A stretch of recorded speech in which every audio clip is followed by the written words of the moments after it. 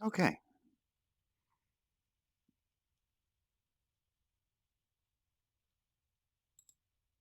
Check, check, mic check, 1, 2. Think we're good.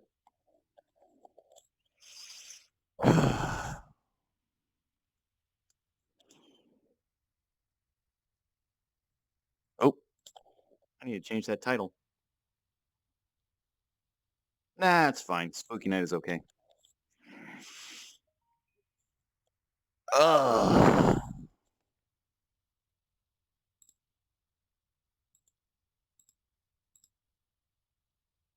Let's see.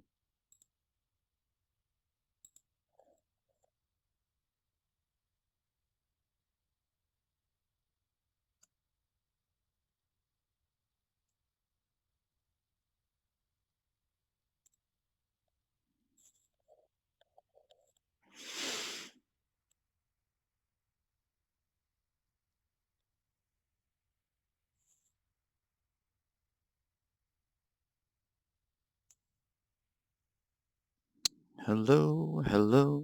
How is everyone today?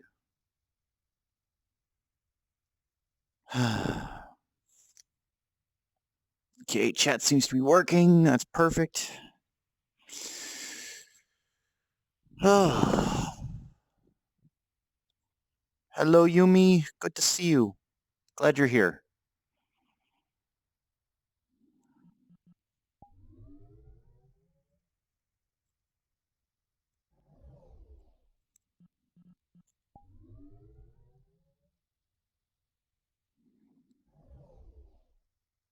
So I'm just chilling today.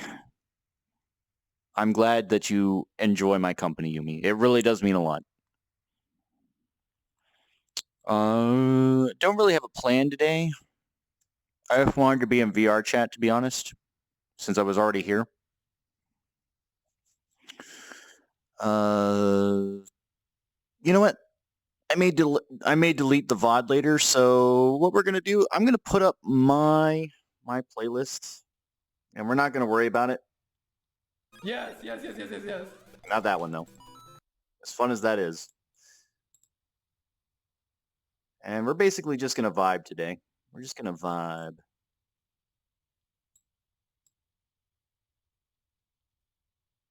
Juvie gave me a boo boo.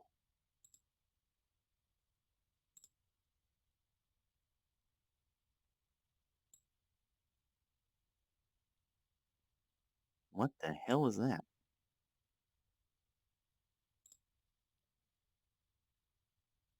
Skip? Weird.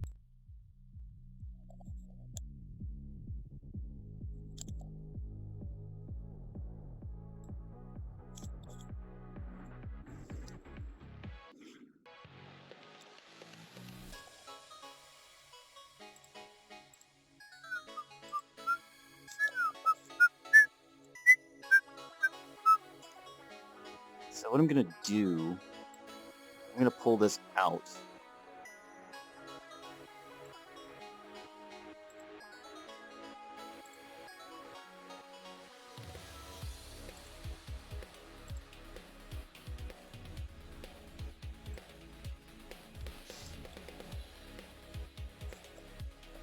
And so the recommendation today is probably don't make any clips of anything today.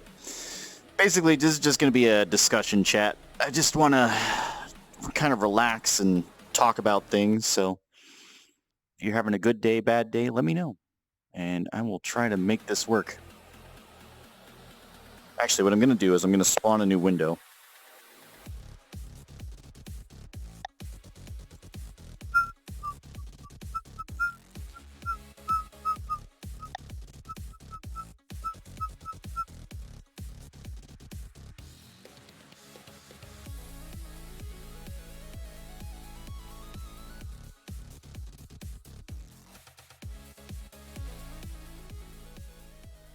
There we go. And I can move that wherever I need to.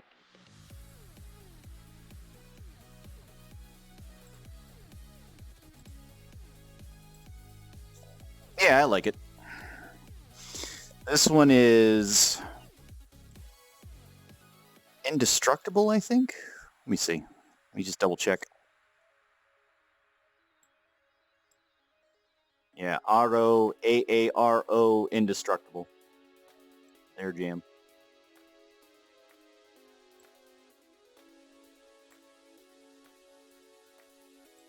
This is from my personal mix on YouTube.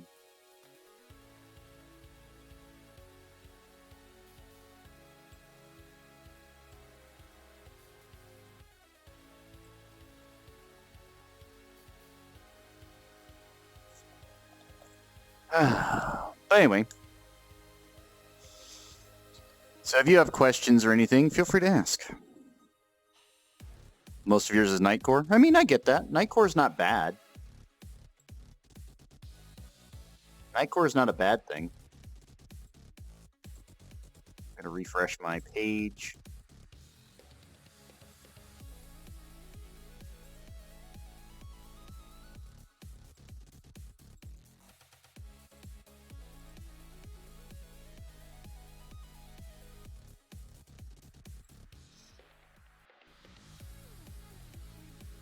And again, for the most part, it'll probably just be me and you, Yumi. Only because if I'm playing VR, like it'll probably just be me and you, Yumi.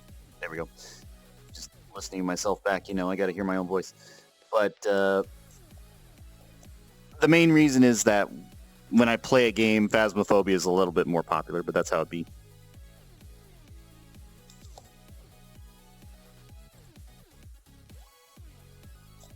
These windows are always so weird.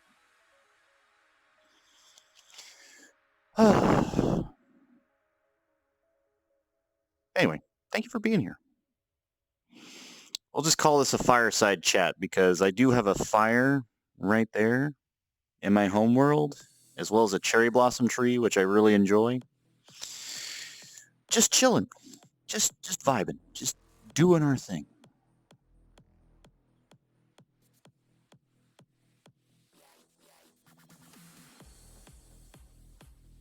I think we can skip this one. I'm not a big fan of this one. This one I put in the music channel earlier today because I love it. What the hell is with the ads now? Did they get around, like, the ad blockers now? I'm going to be very upset.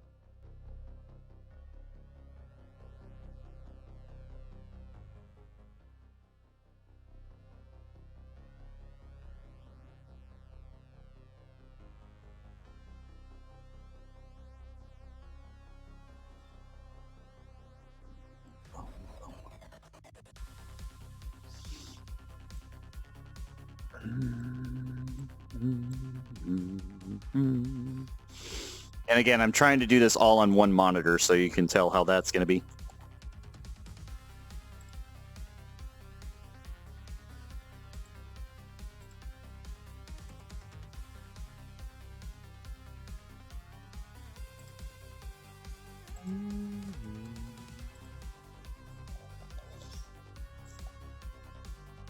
So basically what this is I really just wanted to like chat and talk. I was running around earlier doing some moderator stuff. Again, I won't get into anything big, but just making sure everybody was good, no issues, nothing like that. And that's the thing about being a streamer on VRChat is I personally don't like being the person to... so I had a burger and I had some French fries and now I have chips and salsa next to me. So I'm going to be enjoying those without trying to spill them on my pants, but I do that every goddamn time. Yes. But yeah, anyway, as I was saying, I don't want to be the VRChat streamer that relies on other people to be a VRChat streamer, if you know what I mean. And I'm not saying that anybody does that. I'm absolutely not. Like, there are absolutely talented people who can do it on their own. Absolutely, just completely fine. But,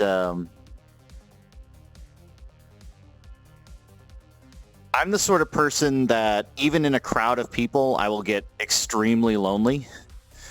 So the only reason that is if nobody's like conversing with me, talking with me about anything, or the room is full of streamers and I have to be quiet, there's not really a lot of room for me to talk, right?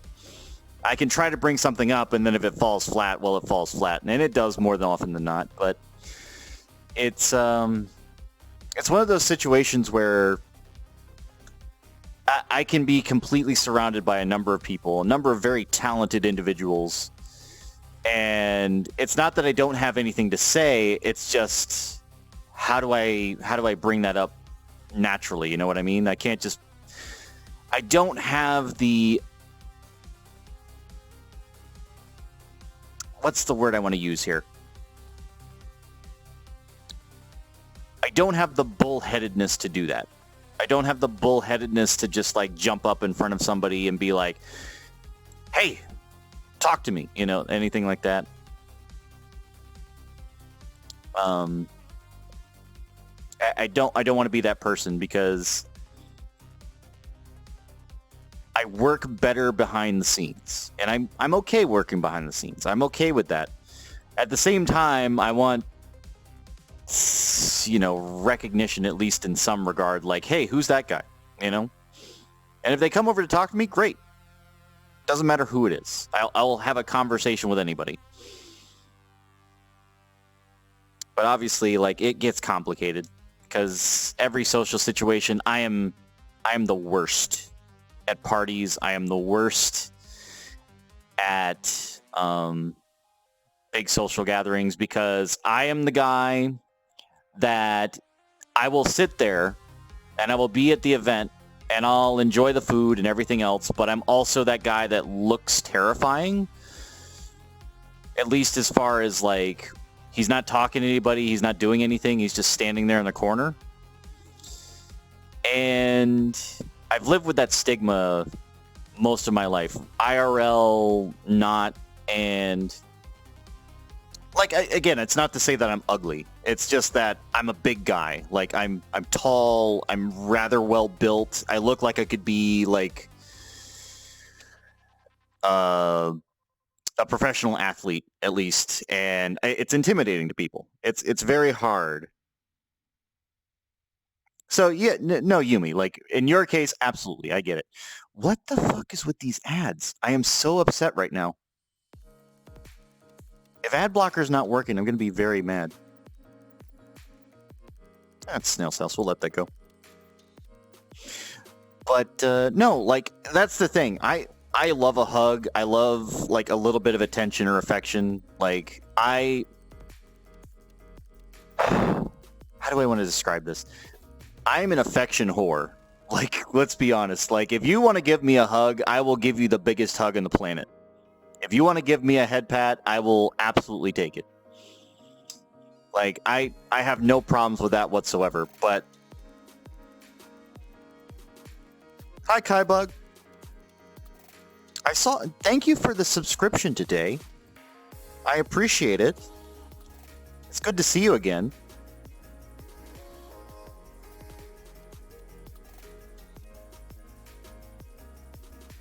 So we're just vibing in VRChat today. I'm not really doing anything at the moment. I'm just sort of chilling and talking. But as I was saying, let me continue my thought here. I'm an affection whore. Like, I love hugs. I love, you know, head pats and everything else like that. You're too scared to ask for it? See, that's the thing, Yumi. Like, there's no way for me, especially as, like, a moderator or a person in a room, to be like, hey, give me some affection. You know what I mean? There's no way. I don't have that ability.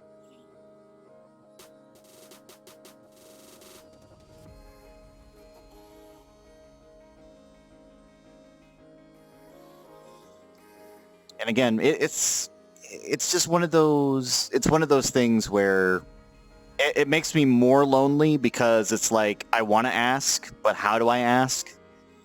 I can't just be like, oh, give me a hug, you know, that sort of thing, because it just seems off. It seems off for me. It seems off for my persona. And it's hard. It's hard because I've got to be the one that, you know, has to keep the pressure on, make sure that I've got my eye out for other things going on. I'm working the chats, I'm working like angles of the room, making sure nobody's in trouble, trying to give people an out, basically. I appreciate it, Yumi. But it's just difficult. It's just difficult. Because I can't... Here's the thing, too. Like, I had this talk on my Twitter before. Like, I mentioned a tweet basically about where I had to open up and I had to have a conversation that needed to happen. And again, I'm glad that I did.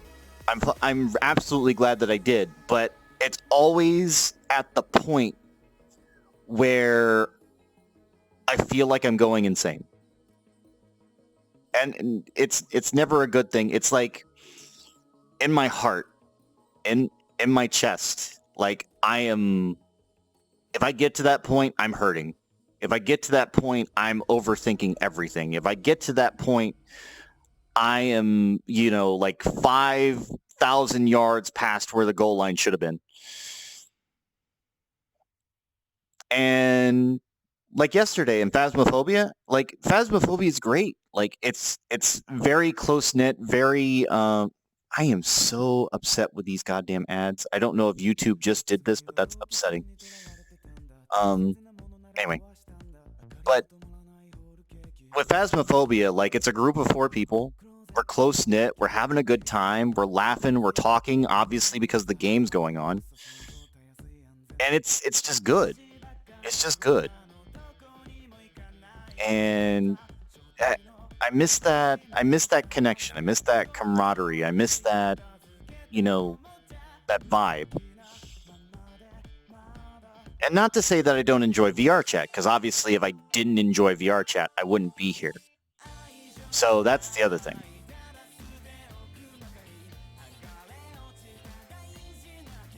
And I don't regret like getting a VR headset. I do not regret joining the game. I do not regret making the friends that I have. Absolutely not.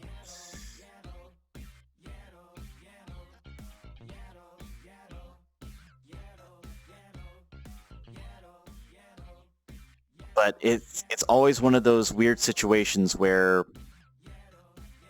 I have to put on the image that I'm always the strongest person in the room. I have to put on that image.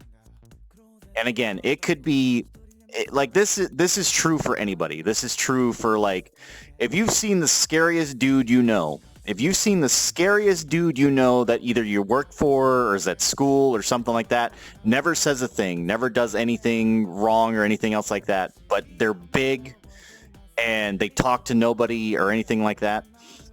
It's this exact same thing. It's like, how can they approach anybody without being absolutely intimidating?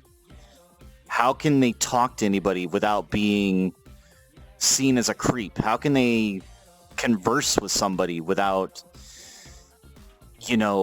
having some weird accusation thrown their way or anything else like that? And it's hard. It's difficult. And again, it's not that we don't want to have conversations, but we can't bring it up. We can't be weak. We can't look like we're hurting. We can't look like we're craving that attention.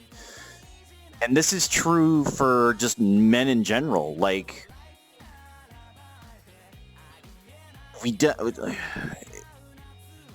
this is a trope, at least as far as I know, in the Americas. But if 2 people are going out, you ask any 2 pair of people, the answer 95% of the time is, how did you first become a couple?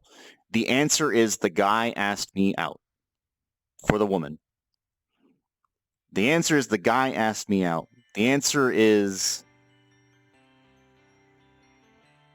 that, obviously the woman still had feelings because they wouldn't have agreed if they didn't. But the guy asked me out. And like, kudos, like, to those men, because I've done the same thing. But why is there such a disparity between women asking a guy out and guys asking women out, and, you know, showing interest and anything else like that? Because in my mind,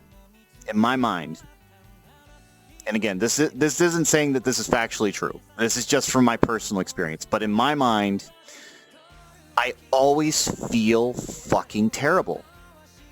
I always feel terrible because it's like, okay, I have these emotions.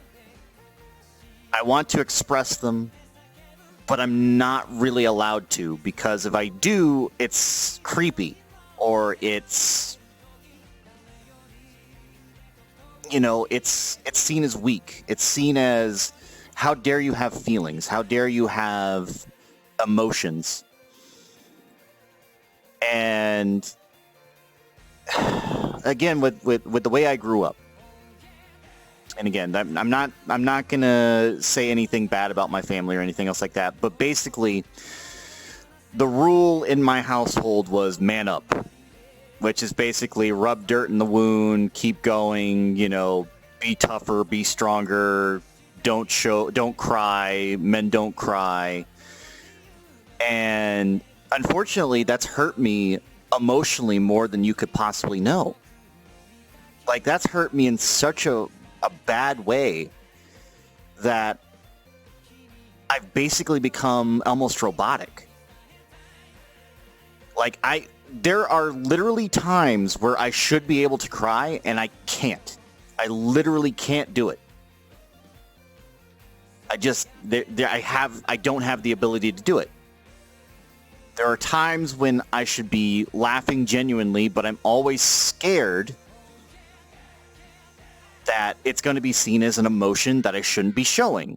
I'm always scared that I'm going to look weak. And that's just been like beat into me since childhood.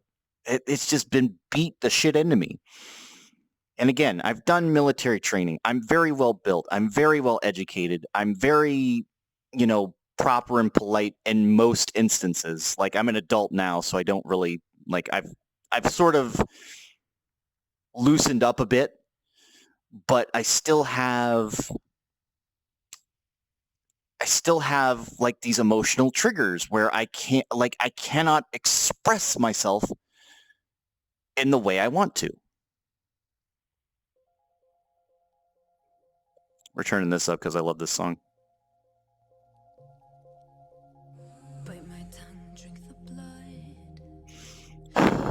We're vibing right now. I'm going to have some food real quick. I'm still going to keep the headset on, so chat with me, but yeah.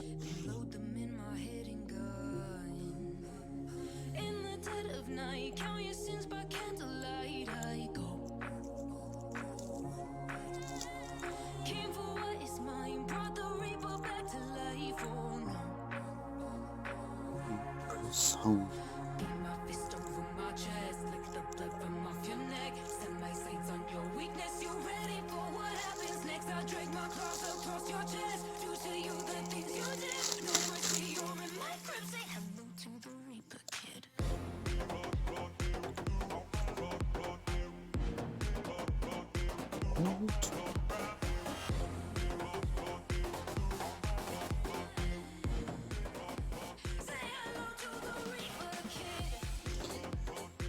And Yumi, you're right.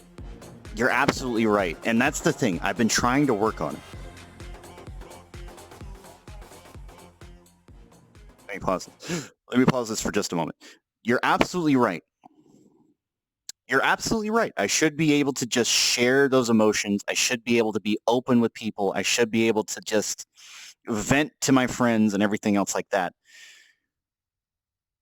But that's the thing. Like, I've been doing everything on my own for so long. I've been doing everything on my own for so fucking long that I have a hard time relying on people. I have a hard time trusting people. I have a hard time coping with my own emotions. And it's not that I can't vent, because obviously the way that I vent is luckily not through any like um, drug misuse or drinking or anything else like that. I do not drink. I don't use drugs. I don't mind people who do, but I personally do not. So I personally do not do those things. But my coping mechanism was gaming. My coping mechanism was, playing games, having a good time, making friends with people online, everything else like that. Because there is absolutely no one, and I like, it's hard to explain this because I can be an absolutely perfect social person. I can blend into any crowd. I can, socialize with whoever. Doesn't matter what your age is. Doesn't matter if you're kids, adults, older. Doesn't matter. I can absolutely just fit into any crowd. I will blend in perfectly. You will never even know I was there other than my height and my stature. But in like I am so isolated right now. And it's not due to COVID. I was isolated before COVID.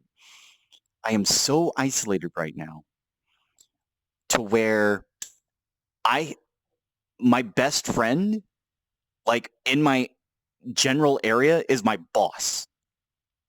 My best friend is a 65-year-old man, and he's my coworker. And that's it. That's the only person around me in this direct area that I currently am that I could like even somewhat relate to or talk to. And my family, unfortunately, like we have such ideological differences. It is so bad that I can't I can't have a conversation with them that they can comprehend. No, Kaibug, it's fine. This is me venting. Don't worry. Don't stress. This like nothing bad is going to happen to me. I will be okay. But this is just me airing it out, okay? That don't stress. Nothing bad is going to happen. I'm not blaming anybody. I'm not doing anything like that.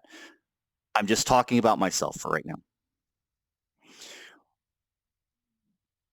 But so it like we just do not share an ideology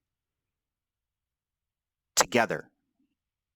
The people that I do share an ideology with, I either can't speak to, or we aren't close enough to like have any meaningful like moments together, or all I've got is gaming. That's all I've got.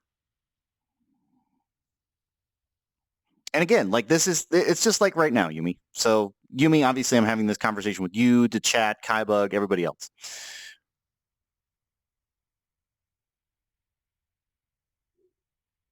But yeah, like this is why I want to bring it up. It's important to bring this stuff up. It's important to talk about these things. It's important to relate to people that, and again, I talked about this before. It's okay to not be okay and still keep moving forward. It's okay. It's okay to be angry. It's okay to be sad. It's okay to be upset. It's okay to be depressed. Like these are not bad things. This is part of life. This is part of growing up. This is part of getting older. And even myself, like I'm 32 years of age. Just to give you a hint, I'm 32 years of age. And I'm only going to get older. But it's okay. And again, you have to understand how long that took me to learn. You have to understand how long that took me to learn that lesson. It took me so long to learn that lesson. Because I've been in love. I've been distraught to the core of my body and my mind. I have been absolutely decimated in my own mind and my emotions. And if I was not the person that I am, which I'm grateful for, I would have collapsed. I would have broken. I would have lost everything, including my own pride. Like there are things that I stick to. Thank God I do. But it's very simple. They're very simple rules for myself. One, I refuse. I absolutely refuse to lie about anything. I refuse to lie. Now, what does that mean? So, if for whatever reason, and again, this is not saying that I can't lie. Obviously, if we're playing like Among Us or something like that, obviously I have the ability to play the game and lie in the game. That's fine. But what I mean to say is if it's something serious and I'm never going to like keep something hidden away. Because there are certain words that I take very seriously. So and again, I'm going to use some words as an example. So let's say I tell somebody that I love them. Obviously, you hear "I love you" a lot. You hear it all over the place. It gets devalued a lot. However, when I say it, it actually means what I'm saying. Like it means I took the time to think about it in my mind. I took the time to comprehend what that person meant to me. And I just knew that I cared about them. You know what I mean? Which is why I try to stick away from extremes. Like you will never again, I won't say never. Sometimes I do slip up. Sometimes I'll say like I love you or something like that. Obviously in a less serious tone, but I try not to. But that's just one example. So another example is, let's say I did something wrong.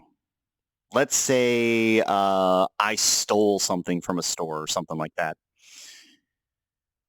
So obviously, if I were a thief and I were a good thief, I would lie. I would say, no, I didn't take that thing or item A or item B. But that would crush my soul. That would absolutely crush my soul to be like, especially if I were, called out for it or anything else like that. I would have to admit it. Like if I did something like that, which is again why lies are a big thing for me. Like lying is such a big thing to me because it's not just the words themselves, it's the meaning behind the words. If you aren't meaning what you're saying, do not tell me those words.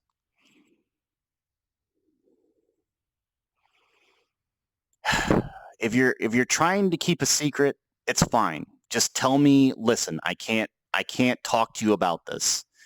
I can't discuss this with you. That part I'd understand. That part would be like, okay, you can't discuss it. Fine. I get that. But don't lie to me outright and be like, oh, it was nothing. Because obviously, if I know it wasn't nothing, I'm going to be fucking pissed.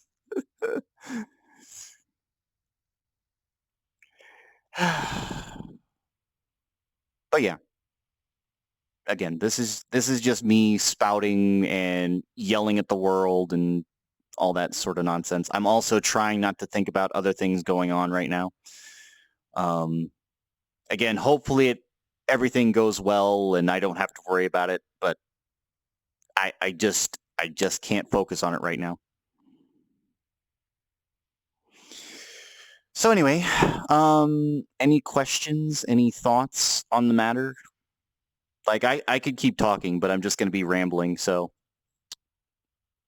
I could just get the music back going too, because I do need to eat these chips. I haven't taken a bite yet, because I just kept talking. Let me just crank it.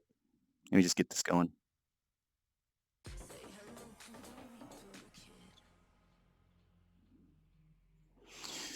But that's the thing, Yumi. Like, it's so important, and it is so fucking important. It is so important to talk about these things. It is so important to vent. You know, it's so important to get that out of your system. Because let me tell you, like, there are times when I am just jealous as all hell. I am just jealous of people. I'm jealous of situations. I'm upset that I can't do what I want to do because I feel like I'm just lacking the freedom or lacking, you know, the ability for whatever reason to do something. And it fucking kills me. It fucking hurts my soul. Like, it honestly does. Like, I'm just...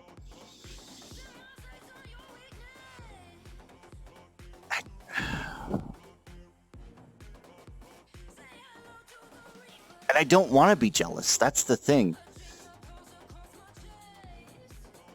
But I don't know how to, like, get over it sometimes. And I bring it up to anybody that it's directly involved with, obviously. So if I can't, that gets me like a problem too, because it's like, okay, if I can't talk to you about it, then who can I talk to about it? These fucking ads. I'm gonna refresh this because I hope that's just a glitch. There we go.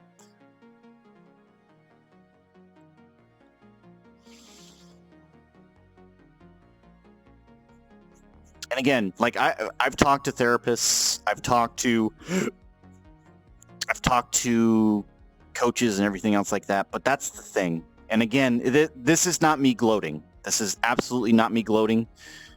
But the problem is, if I am smarter than my therapist is, there's no way in hell they can help me. And when I go to therapy, when I used to go to therapy, I went for, you know, however many sessions and everything else like that. But when I went to therapy, that was the thing. Like, they were trying to use, like, methods that obviously I didn't agree with. Methods that I felt were stupid. And it's not like a shrink thing. Obviously, like, I don't feel like therapists are trying to do bad. I feel like they are trying to help people. And for most people that will work. But for me, it absolutely does not work. It does not work at all. And again, the problem is that I know too much. The problem is that I've learned too much. And I don't regret learning those things. I don't regret being smart. I don't regret, you know, knowing a lot and experiencing a lot. That's the thing. If I could know everything on the planet, if I could know everything in the universe, I absolutely would. If I could know everything, I would do it in a heartbeat.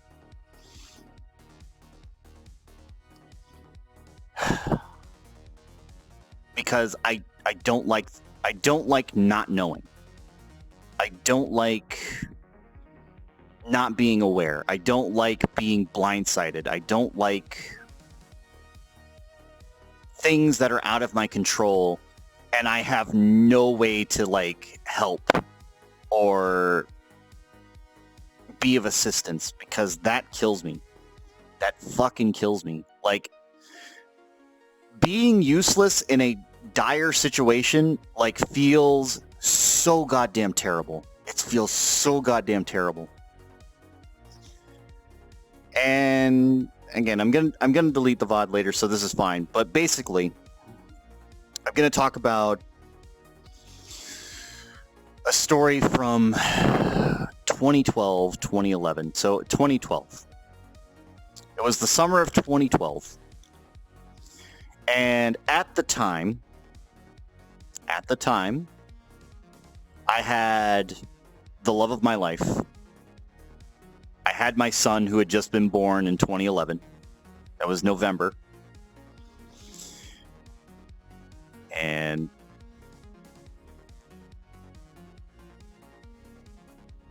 something out of my control just snapped. And it wasn't me. It was not on my end, because I cared for them. I still love my son. And let me pause the music again. I feel like if my girlfriend at the time, I'm not going to name names or anything else like that, but I feel like if tomorrow she gave me a call and she's like, I'm so sorry, I want to come back to you, et cetera, et cetera, et cetera, I would still probably say, okay. Because that's how much she and my son meant to me. And it was one of those things where I had no control over the situation. All of a sudden, I went to work one day and I come home and they're gone. Now they're not like, they aren't like missing or anything else like that. I know where they are now. But at the time, she had taken our not even 1-year-old child and she ran. And I came home to an almost empty household. And I loved her. And I probably, this is the same for anybody that I tell, again, specifically. If I say these words, if I say, I love you, I can't tell you how significant that is for me to say. I cannot describe how significant that is for me to say. But this was the love of my life. This was my child. And they were gone. And I was so fucking distraught. I was so depressed and sad and angry and hurt. And I yelled the loudest I have ever yelled in pain. I was in so much fucking pain. And I did not, like, I still went to work, like everything else like that. Like, I still did my normal thing, but I panicked. I'd go home. I couldn't even sleep in my bed. I barely ate. I still did my daily rituals and everything else like that. But other than that, like, I could not go into my bedroom, the room that I shared with the woman of my life, and I could not sleep in that bed. I had to sleep on the couch. I had to, I would just sit there, and then I would look at the ceiling, and I would do that for hours. And that was all I would do. And I did that for months. And again, I still do that from time to time, where I will just sit there, I will look up, and I will just be like, fuck. And it's, obviously, like, I took my steps, but even after that, like, it wasn't just that either, because I figured out rather quickly where she went. I figured out rather quickly where my son was, obviously, because one way or another, I was going to figure out where my child was.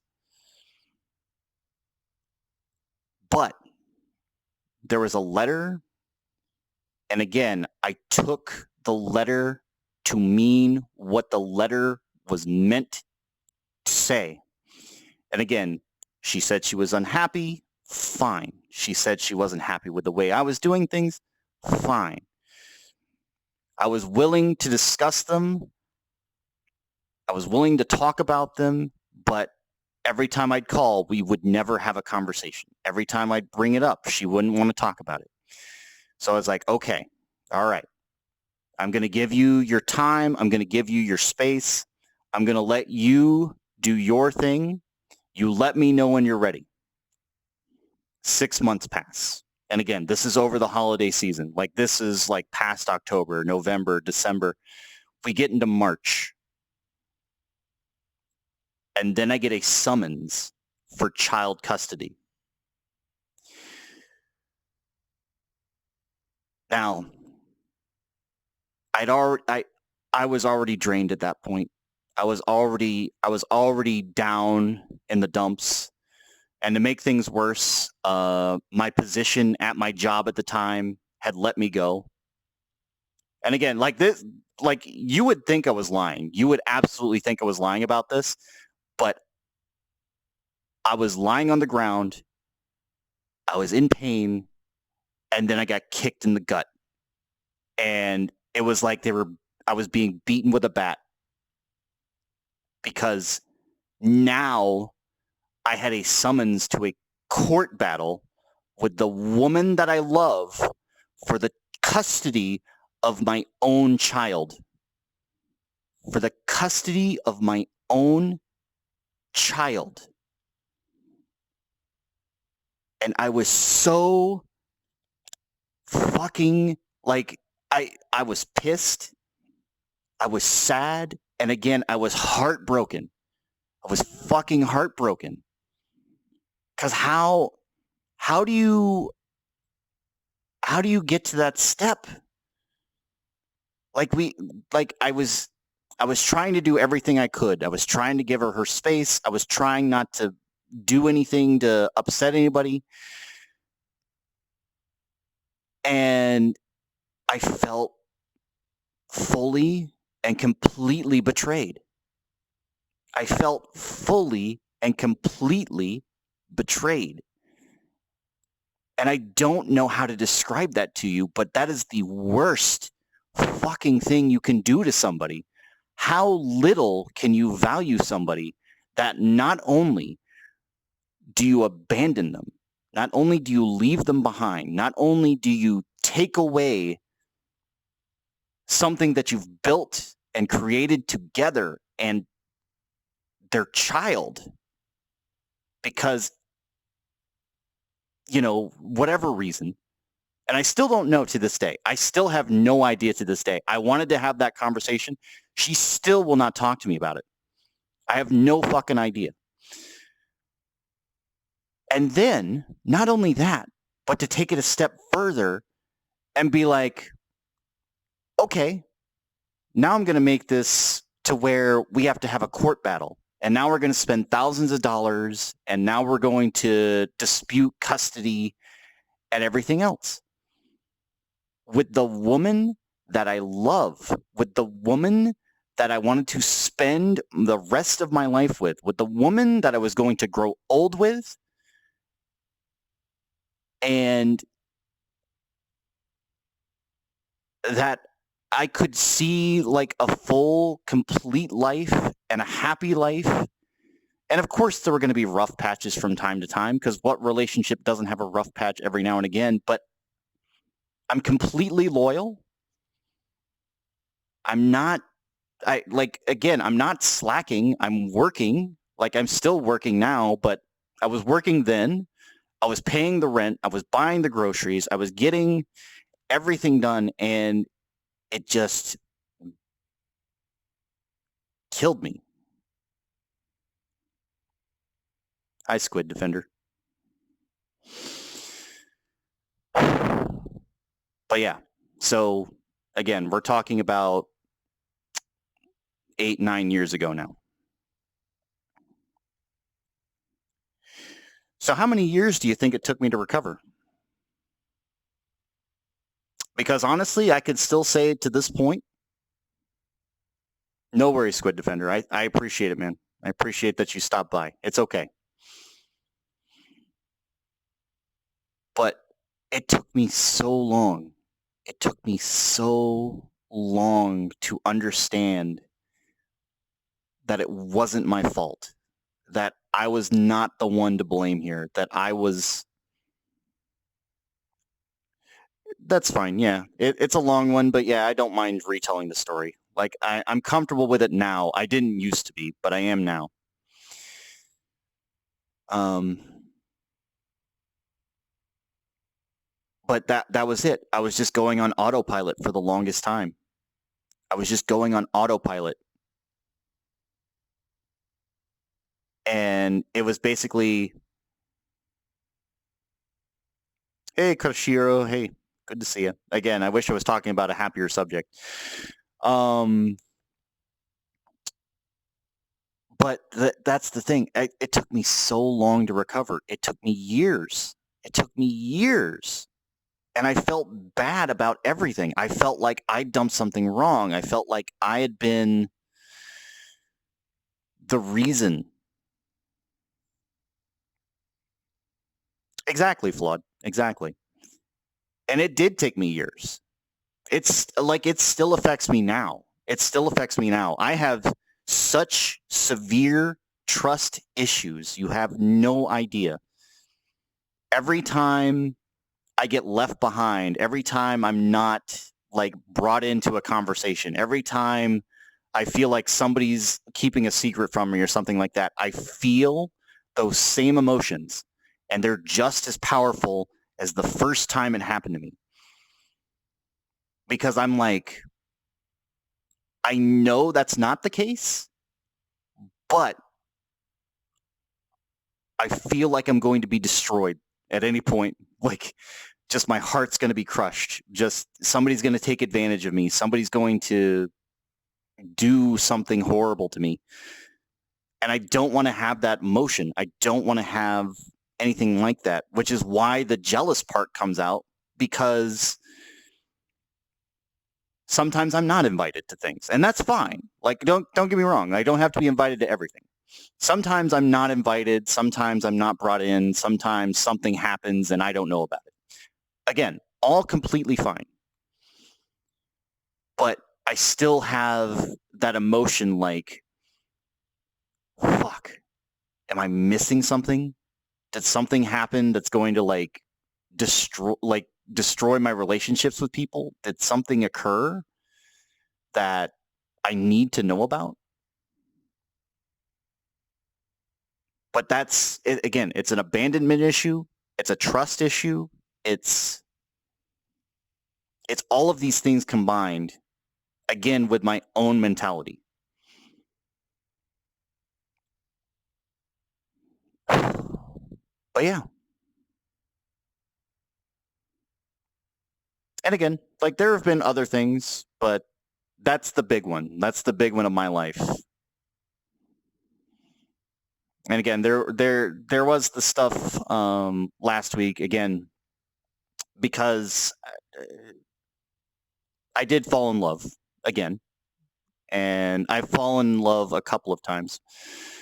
But like again, it's just another person that again I could see a future with. It's another person that I feel like I could grow old with. It's another person I could see having children with, and they didn't feel the same way. But that's fine. The difference there is they were open and honest about it. The difference there is that they took the time to have the conversation with me. But the knowledge that I could still have those feelings, the knowledge that I could still feel that strongly for somebody, that's good enough for me. That's okay with me. And like, I've been talking about this chip thing over here. Like, I still have it. I haven't had a bite, but that's also because I want to talk and because I'm streaming. But it's just like, I need to at least bite into one. I need to get one in my mouth. Hang on.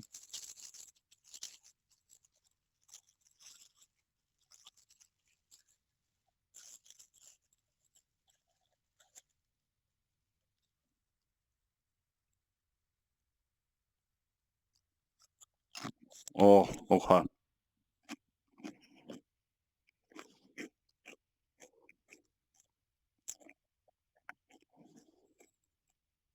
But yes, I'm an old, jealous man with a broken heart, and I get lonely. And again, I feel like that is not actually that rare. I feel like that is the commonality of most people. I feel like that is a common instance.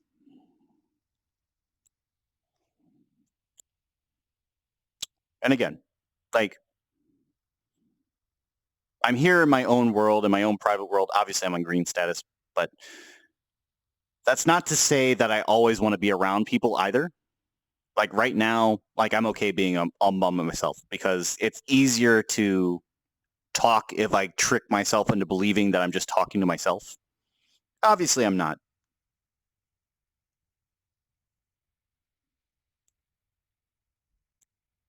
Being honest in a relationship is not really something many understand. Exactly. Exactly. And I feel like people misuse the word love. And again, like for me to use it, it means something completely different than when other people use it. Like I'm not using it as a joke. I'm not using it as a substitute for like. I'm not using it as a substitute for, a different word that I could be using to describe it better. If I say love, that is like the extreme of the extremes. And again, I'm still guilty of using it impartially from time to time, but it's only for like obviously satirical purposes. And even then, I feel bad about using it like that. And Yumi, I know, I'm not actually old, but that's the common joke among the friend group and everything else like that.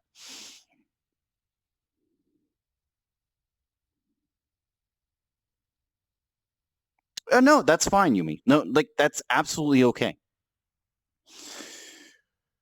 And again, everybody's definition of what love is completely different, but mine is when you have when your heart, when in your heart, and again, I'm using the term heart, like obviously it's not your physical heart, but your mind heart. And they are linked in a way. Um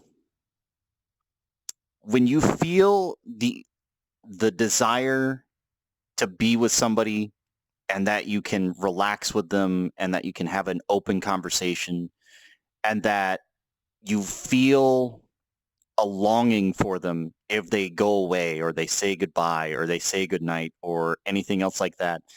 To me, that's love in like the simplest term. That's love in the simplest term. It's like if you're hurting because they're going away, if you're hurting because they're leaving, if you're hurting because you don't want them to leave and you want to, have them by your side for a long, long time, that's love to me. It's like if you want to be there for that person, if you want to be the only one in their eyes or anything else like that, that's love. Now, that being said, let's skip forward in time a bit. So I'm going to be open about this because I haven't really been before. But so now, as it stands, and this is going to sound like there's no way to make this sound good, but it's good for me and my sense and anything else like that. I am polyamorous now. Okay. So what does that mean? What does polyamorous mean? It means that I can be romantically involved or romantically feeling towards many people if I wish. Now, does that make me, you know, flip the table? Absolutely not. So, obviously, I'm an LGBTQIA IA plus supporter. However, I am not a part of that. I am definitely 100% straight as far as I know currently, which means that I like women. You know, I like girls. Girls are amazing. They're fantastic. Women are amazing people, and I appreciate most, if not all. Now, there are some bad eggs, obviously, but what I mean to say is, like, if I was going to be romantically involved, chances are it's a female. So, the way this works for me is currently I'm involved with a woman that I've shared a friendly relationship with for like 10 plus years now. And we weren't in a relationship back then. It only developed recently. And I definitely fell in love with her. I definitely care about her a great deal. We've talked about a lot of things. And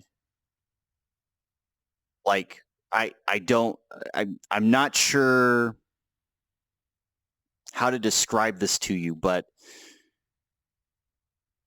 I care about her enough to let her have the freedom that she wants because she is not straight herself. She is bi, which is fine. So being bi, she is also a sexually active individual. She is working internationally and everything else like that. And the agreement we've come upon between the two of us is as long as like everyone's being safe, as long as like you aren't getting like STDs involved or anything else like that, and obviously we're making sure that we're being safe. I don't mind that you have relationships with other people. I don't mind that. And we've already talked about this. We've discussed it. We both agreed. I don't mind. It's not a big deal to me that we've had that conversation and that she's involved with other people in a sexual manner or anything else like that because we've already talked about it. And the answer is as long as I'm aware of it, it's fine. Like this is the honesty thing. Like if you're honest with me, fine. I don't mind that. And that doesn't mean that I get jealous of her or them in that instance because again, at the end of the day, I know that our emotions, our bond is stronger than that. Like it's not going to go away because she had relations with somebody, you know? Um, and again, so I have another woman who is also like somebody I am very much in love with. Um, and she's very timid. Again, you haven't know you don't know her. I haven't brought her up. She's not in VRChat or anything else like that. But we're in love as well, and that's fine. And I've been trying to have a more open dialogue with her and everything else. Um, obviously, we're still working on that a little bit. So she is another person that I care for, but we're still working on the angle of like the trust thing and making sure that we understand each other and everything else. So that's that's currently being worked on as well. And then there is another, this is going to sound bad. Again, it doesn't ever sound good, but there is another woman that I fell in love with. This is the more recent one. And this was another, like, if I had to give up everything else, if I had to like start from square one, if I had to do whatever I had to do, I would absolutely do it for this person. I would absolutely do whatever it took. Whatever it took. And again, this is another person I wanted to grow old with, have children with, be in good terms with, everything else like that. And again, I was fairly open with them about this as well, which was probably my mistake on that part. Not to say that they necessarily disagree with my philosophy on it, but they weren't comfortable with it, which is fine. Again, I get that. Not everybody's going to be comfortable with it. But again, for me to feel that strongly, like, it's rare. It's rare. It's a rare, rare, rare, rare thing. It's a rare thing. And again, so just to specify, all of these have been long distance. Like, there hasn't been anything local, or there hasn't been like any activity around me or anything else like that. Again, the plan at some point is to get a home together and try to figure out the fine tuning, obviously, because we've all got to figure out what we're going to coordinate, how we're going to get this all done. But obviously we'd all respect each other. And again, I have no problem with anybody as far as our romantic group being either physically or emotionally involved with somebody else, as long as they're still loyal to the group as it is. But at the same time, if for whatever reason they develop romantic feelings and they want to go, monogamous, which is fine. The only thing that I've ever asked is that they're honest about it. It's like, listen, if for whatever reason you feel like you want to take your romantic relationship to that next level, and you feel like it's only going to work as a one-on-one with whatever person or whatever's going on, just be honest about it. I have no problems with that. And again, I know that sounds strange. I know that sounds like really weird, but at the same time, like, this is that part of me that's just like, I don't know if I could ever trust somebody fully enough for a monogamous relationship ever again, because I was betrayed so hard that if I was left alone again, I don't know what I'd do. I don't know what I'd do. I have no idea. And I'm still alone, like, technically, like, physically right now, I'm still alone as far as that's concerned. But, like, to not have an emotional connection to somebody, to not have, love or caring or anything else like that, would just destroy me. It absolutely would. And obviously, like, I do not think any less of the women that I'm involved with. I do not think, like, I could. I definitely care about all of them. I definitely love all of them. And I won't lie and say, oh yeah, I love them all equally. I love them, which, again, like, absolutely is true. Like, I would do anything for any one of them. But I know in my heart that my feelings for at least one was a lot stronger than I had originally intended. And it was just a connection that I was just like, God, I really feel like that could work. I really feel like that could be the one. And if I was in a monogamous relationship, or if I was in a committed relationship at that point, there's no way I could express those feelings. There's no way I could be like, yes, you're the one. There's no way I could say that,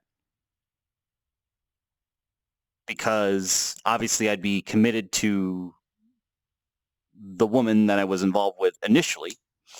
And I am emotionally invested in that. and I'm emotionally invested in all of them in one way or another. And again, it's not to cheapen it. It's not any different from a let's describe it, and again, this is going to sound bad, but let's describe like a family, right? So obviously you've got your mom, your dad, your brothers, your sisters, your grandma, your grandpa, everything else like that. Obviously, if you have a good family, you care about them, you love them, you do anything for them, anything else like that. This is pretty similar in that regard to where we're a family. We're familial. We will make it work. Like whatever has to happen happens. And could it just go back down to me and one woman? Absolutely. Absolutely. Like at any one point, somebody could change their mind. That's fine. And I'm not saying that at that point I would go back to the polyamorous style or the monogamous style or anything else like that. But we've already discussed it. We've already talked about it. Everybody that has been involved has a full understanding of what I'm going for, of what I'm intending. And I feel like I've been honest about it as much as I can. And they've all explained that they understood, and they all understand what that means. But again, it's going to be a thing, like, because as far as I know, there are very few individuals on the planet who've even attempted what I'm trying to here. And does that mean it'll work? No idea. Absolutely may not work at all. Would I be heartbroken for each one of them? Absolutely. If for whatever reason it fell through, or I got, left behind again or something like that, it would tear me apart.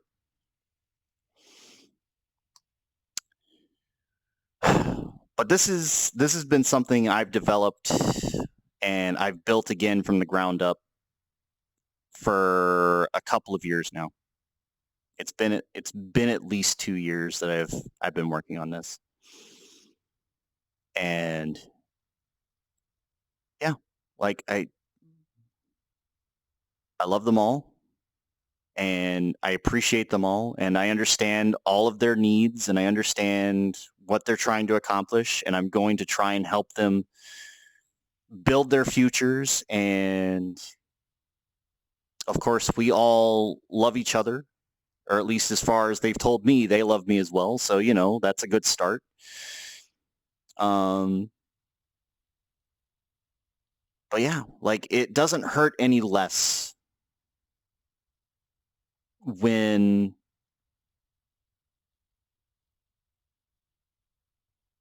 somebody like decides to leave. It doesn't hurt any less because it's one-on-one or 3 with 1 or whatever else it may be. And again, it's hard to explain. It really is.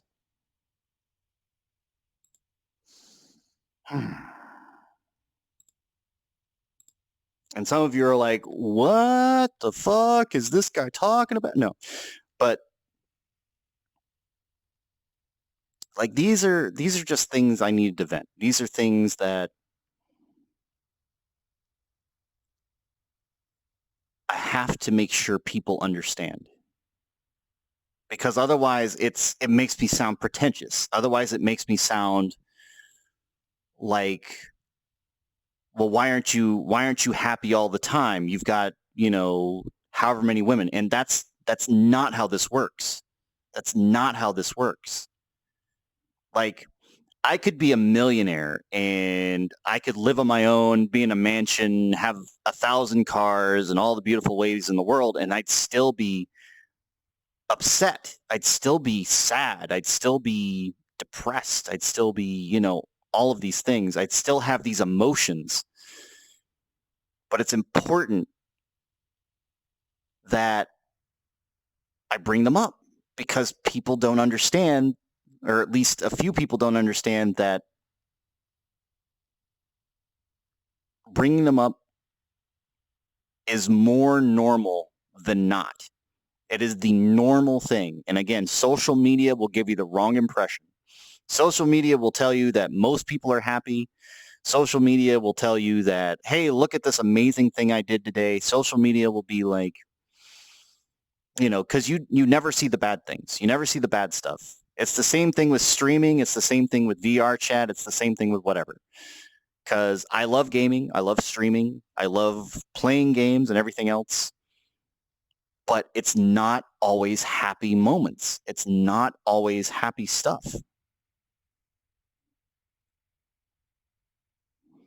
Yeah, flawed.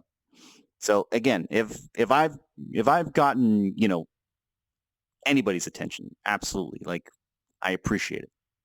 And I'd be happy to like discuss whatever. Like, don't get me wrong, like I am open to any topic, no matter what it is. And like I am absolutely being respectful, which is why I'm not bringing up names. I'm not talking about any specific situations other than the one that occurred in the past, but you'll never figure that out from the record I just told you because unfortunately that is all too common. But I am one of those statistics where I was in so much pain. I was so heartbroken. I was so devastated. And I'm still here. I'm still here. I'm still doing the things that I love. I'm still finding people that I love. And even though I can't say that I'm fully recovered, and I don't think I ever will be, I'm doing better. I'm doing better. I'm more happy than I ever have been. I'm more happy now than I ever have been in the past 10 years. And that's saying something.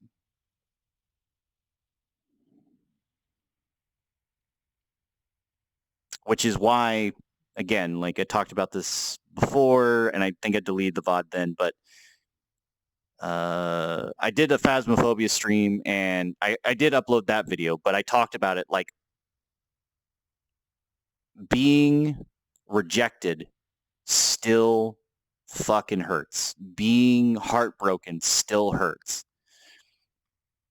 But the difference between that pain and the pain that I suffered from the betrayal was such a significant gap that I'm actually grateful that even though my heart was broken, they were honest with me. Even though it wasn't the answer I wanted, they were honest with me. They were talking with me. They were candid with me, and I can still call them a friend.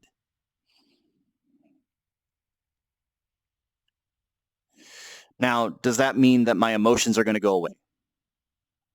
And again, that's another thing. Like this is not to cheapen that relationship either. This is the same as with the woman who betrayed my heart. If she were to call me tomorrow, and again, I'll say this again, if she were to call me tomorrow, say, I'm so sorry, I didn't mean to break your heart, I want to come home, I want to, be with you again, I would probably say, okay. I would probably say, you know what? Sure. Let's give it a shot. Because it's not that I'd forgive them. It's not that I'd forgive them, but my heart, I love them so much. I care about them so much that I'd at least give it another shot. Even after the betrayal, even after the child custody battle, even after everything else, I'd still give them a shot.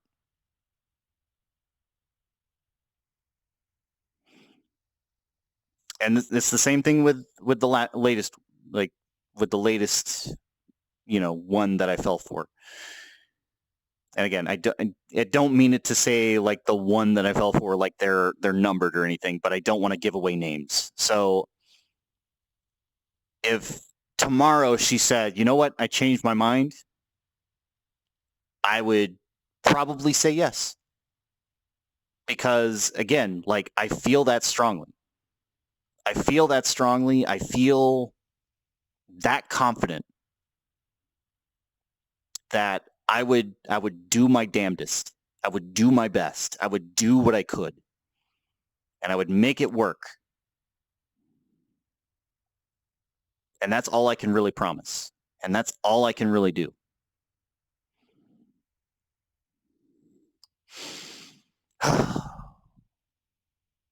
How long have I been talking? Hour and 20 minutes. Whew.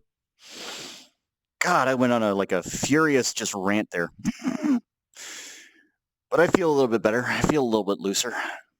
Again, it was because I was having those emotions again today where it's just like I was jealous. I was upset. I was having that longing again, just like for the connection. And I don't want to be that person. I don't want to be the jealous person. I don't want to be somebody who... I don't want to be somebody who's vicious or attacks anybody or like tries to anger people or tries to upset people or anything else like that.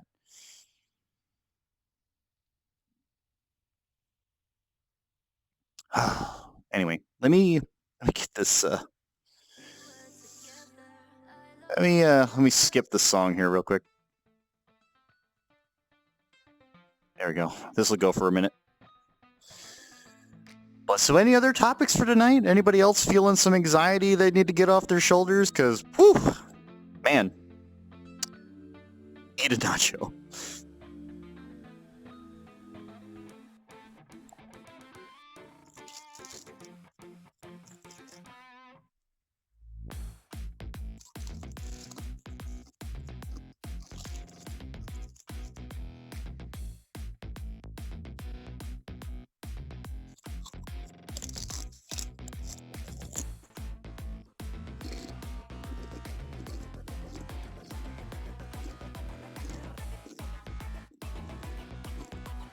No, like...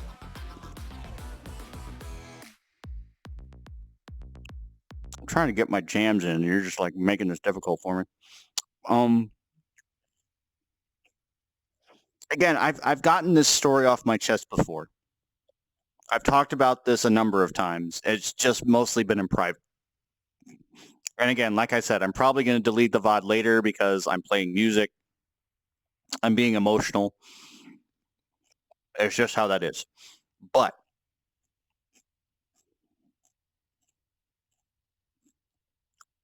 no, you're fine, Yui. It's fine. The point that I'm trying to make with like streams like this is that just like with the Phasmophobia stream, I was talking about this.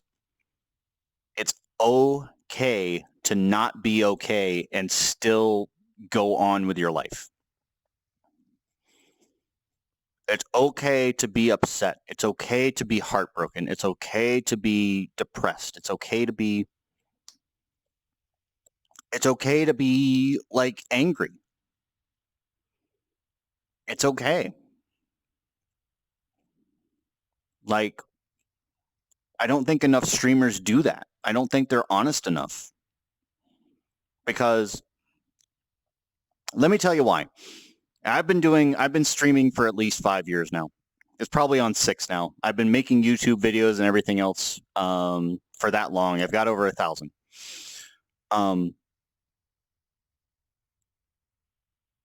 But what happens is you'll hear about burnout.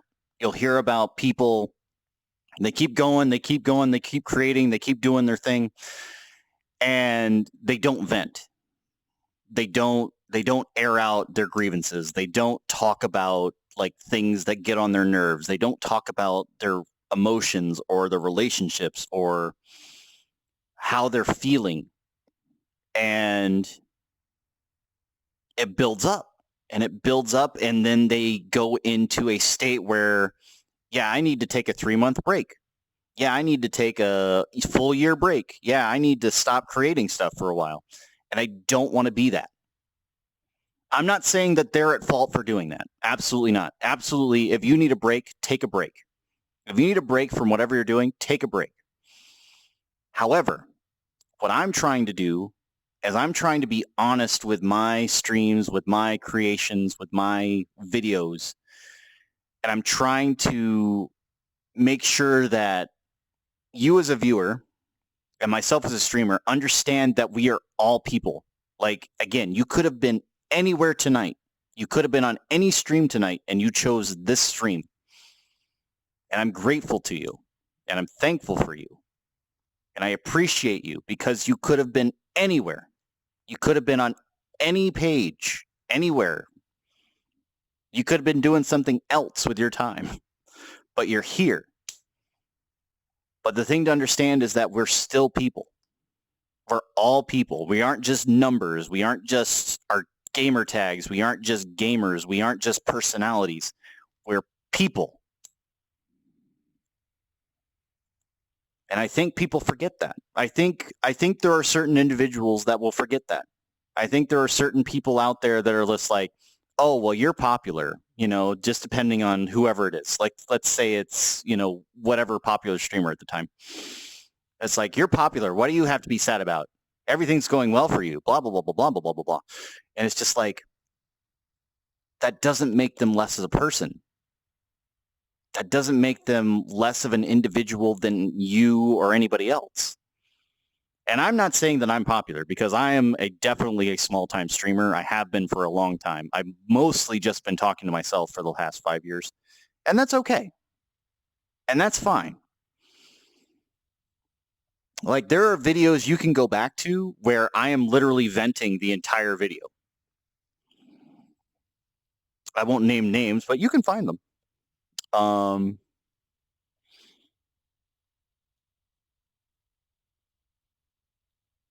But that's just it. Be honest. Be honest. Tell the truth. Talk about these things. Vent them out. Get them out of your system.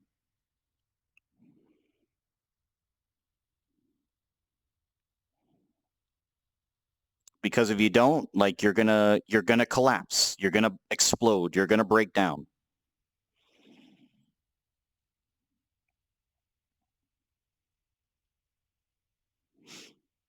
And especially on like days like today. Again, I'm not gonna mention it. Like, you are more than welcome to bring it up if you'd like, but I'm not going to mention it. But yes, it's been a stressful day. Especially for like certain individuals on the planet.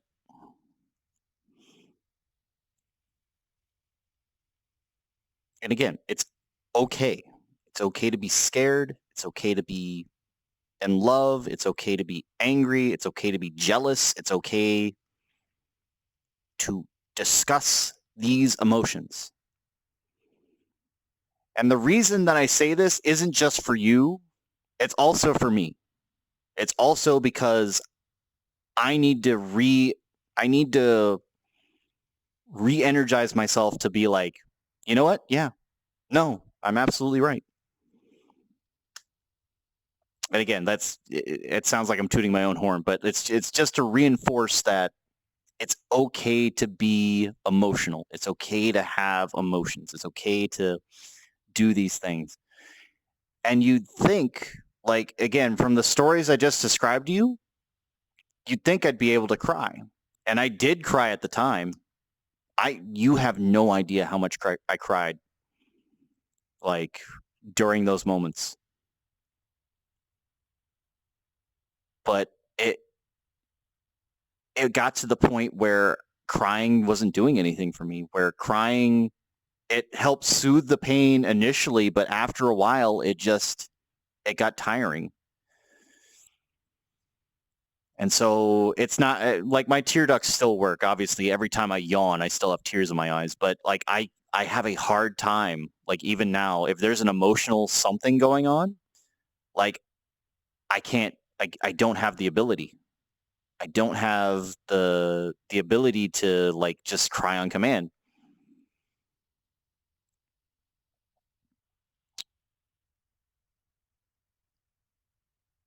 Yeah. Anyway, I'm gonna turn the music back on. I'm just gonna vibe for a bit. Again, you are more than welcome to chat. I am not gonna stop you from chatting. Like, I am always open to questions or comments or anything else like that. I'm just gonna relax for a bit.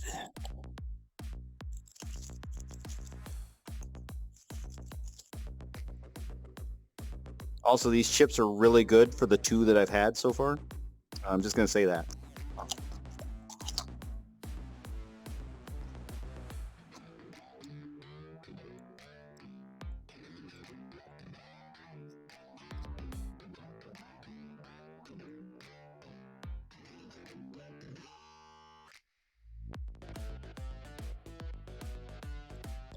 Yeah, no worries, Crybug.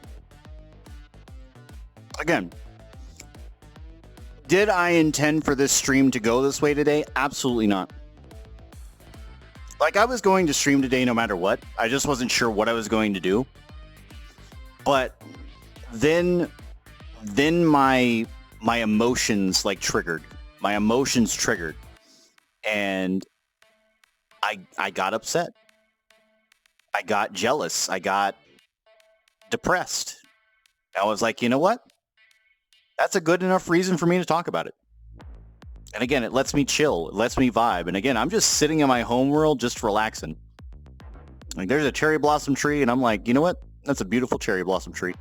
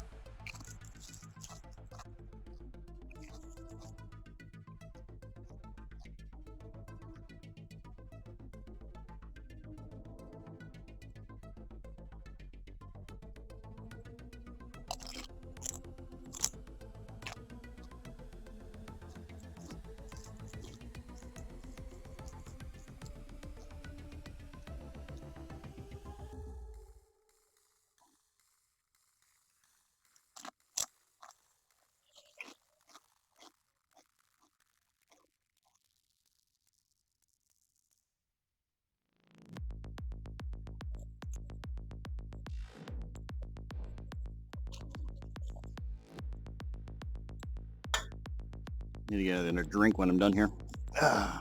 Again, I'm sorry that I'm just sort of like venting and everything. This is not meant to be an ASMR, but yeah, I'm just vibing to music right now.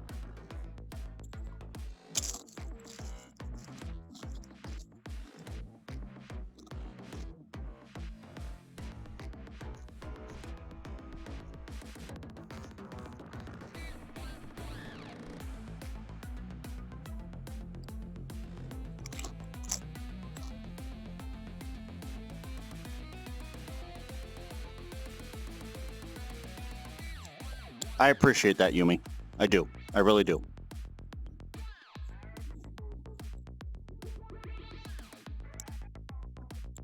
And I'm glad, Yumi. I'm glad that you seem to have been like,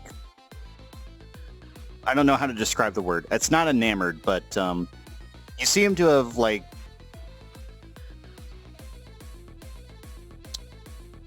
hit a bond with me somehow, and I appreciate that.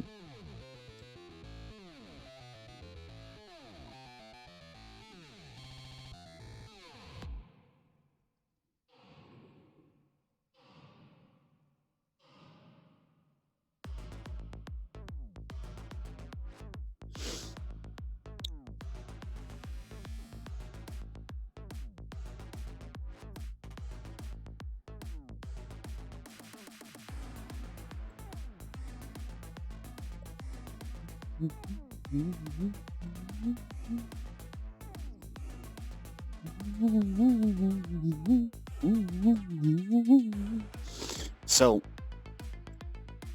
again, this is some insider information for anybody involved, but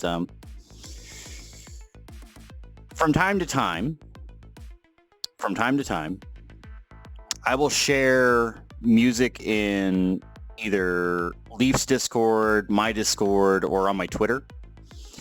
And the reason for that is not only because I enjoy the music, because obviously I do, but if I'm having an emotional moment, if I'm having a moment where I'm really like vibing with a song or something like that, I'll share it. Yes, and please, if you would like, you may join the Discord at your leisure, or my Twitter. Feel free to follow. But if I'm vibing with something, I will share it with the group, and I will put it out there, and I will basically either do one of two things. I'll either comment on it like briefly just for the lyric, or I will say nothing and I'll just share the video. Because again, a lot of the stuff that I pull is from YouTube, because I have a YouTube playlist and I really like my playlist. Actually, this is a really good song. I was looking for this the other day.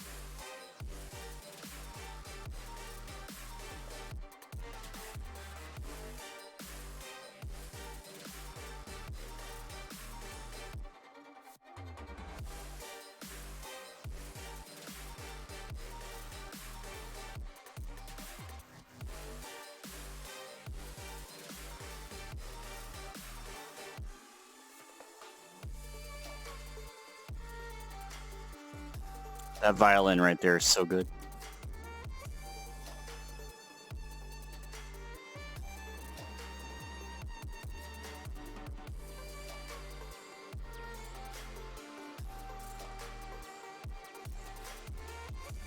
If you want a way to get to my heart, basically it's like, oh, I love it. I love it. This is one of my favorite like pieces of music. It's called Innova One Step Closer. INOVA. And the song is One Step Closer. But like if you have a good violin piece, or if you have a Celtic theme, like that is the quickest way into my heart ever. It's just like, if you're vibing with this music with me, man, fuck.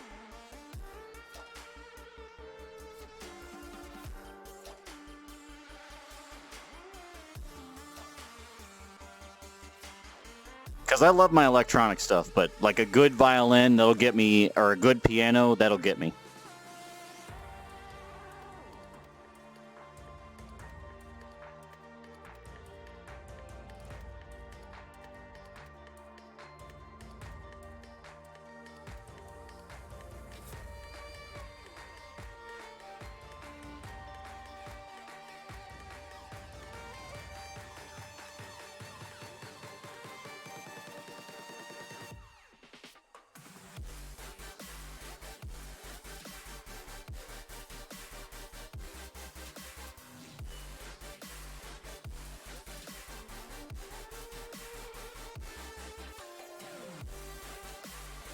You don't know what you're eating right now, but it's great. Fair. Like, I have those moments myself. It's like, I don't know what's in my mouth right now, but god damn, is it tasty.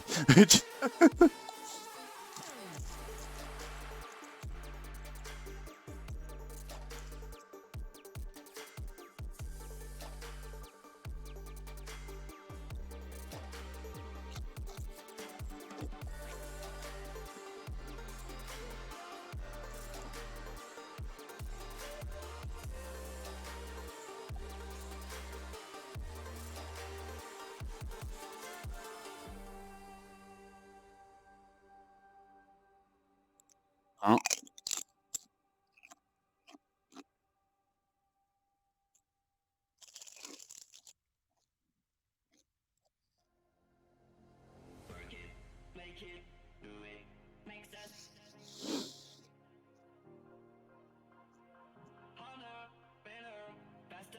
Stronger.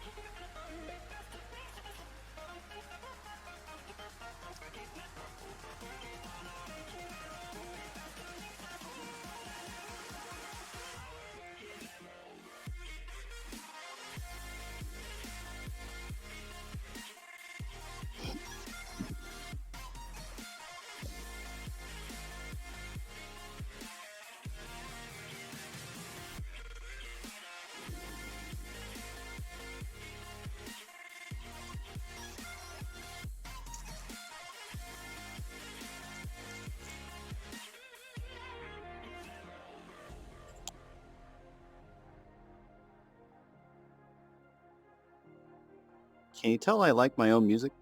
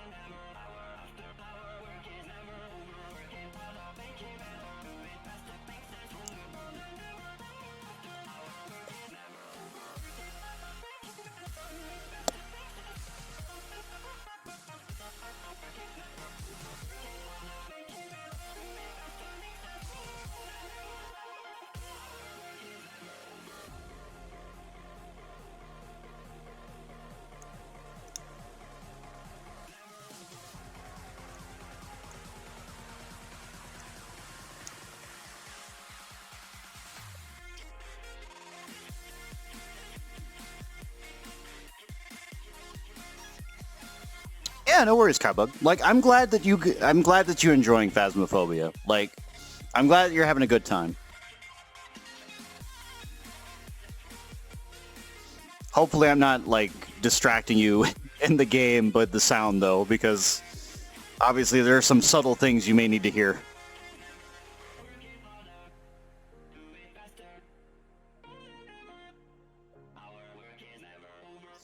Which is why when I'm playing Phasmophobia, I usually like have my ears more open than usual.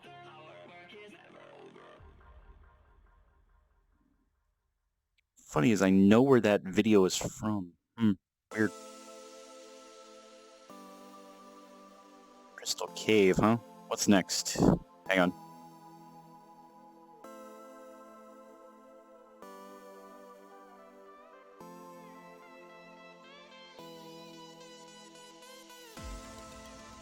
Don't get me wrong, Crystal Cave's fine, but it's not exactly what I'm feeling at the moment. Loot? Actually, you know what? That's normally fine, but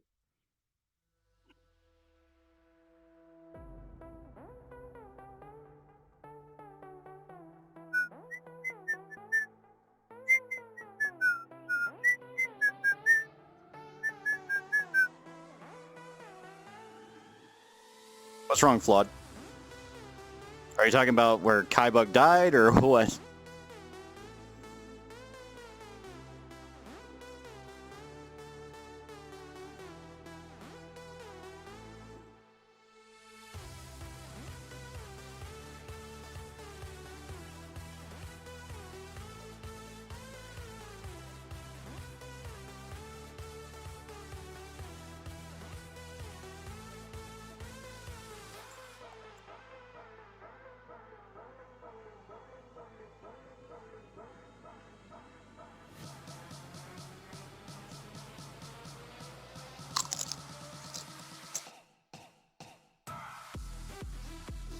Cowbug died, oh well. I get you.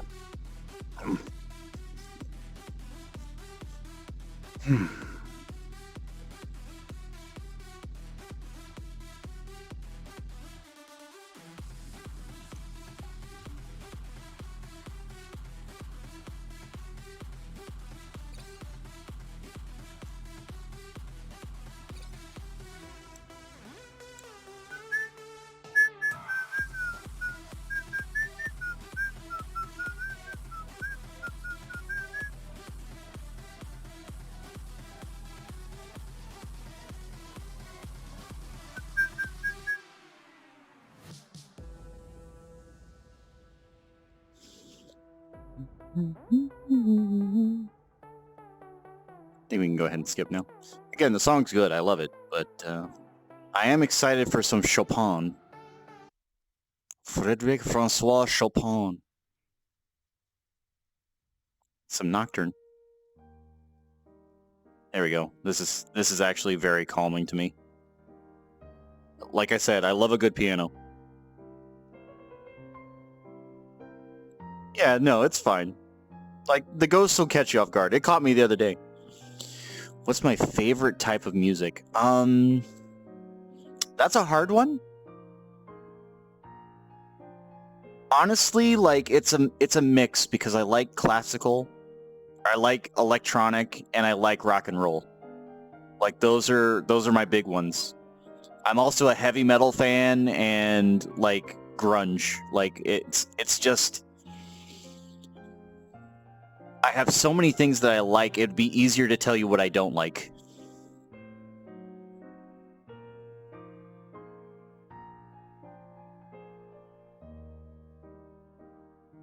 Ghosts can be scary, true. True. There was the one that got me not too long ago. I did actually need that a couple days ago. It was kind of nice.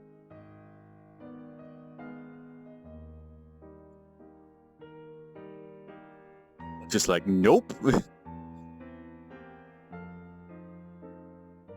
Since you're a percussionist, they'll have most music? Fair. Although I will tell you,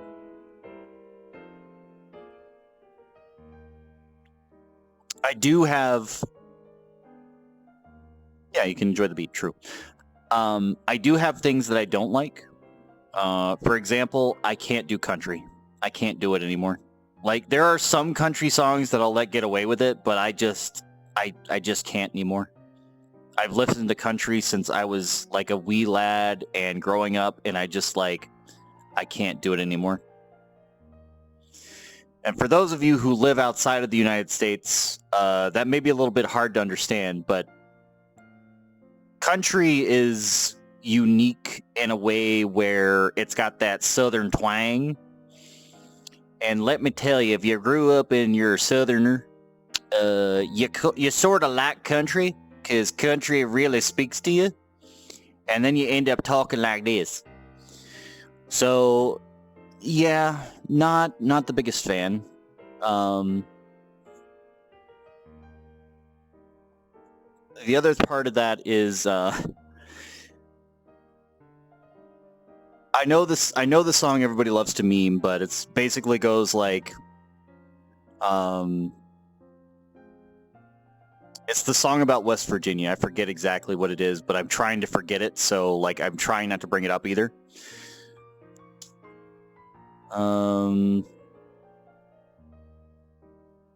Banjo-Kazooie. Yuck! Yeah.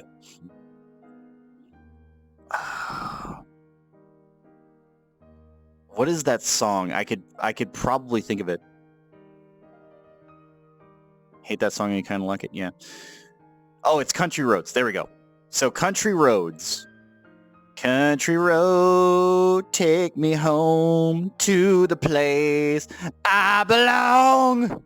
West Virginia. Like, I can't. Like, I know it, but I fucking can't. It hurts me. And it's mostly just because I hate West Virginia. Like, don't get me wrong. Like, everything else about the state could be fine. The people could be fine. Everything else. But I had to take I'm going to let the song play, but I'm just going to like lower it a bit. I had to take a road trip because it was a holiday week.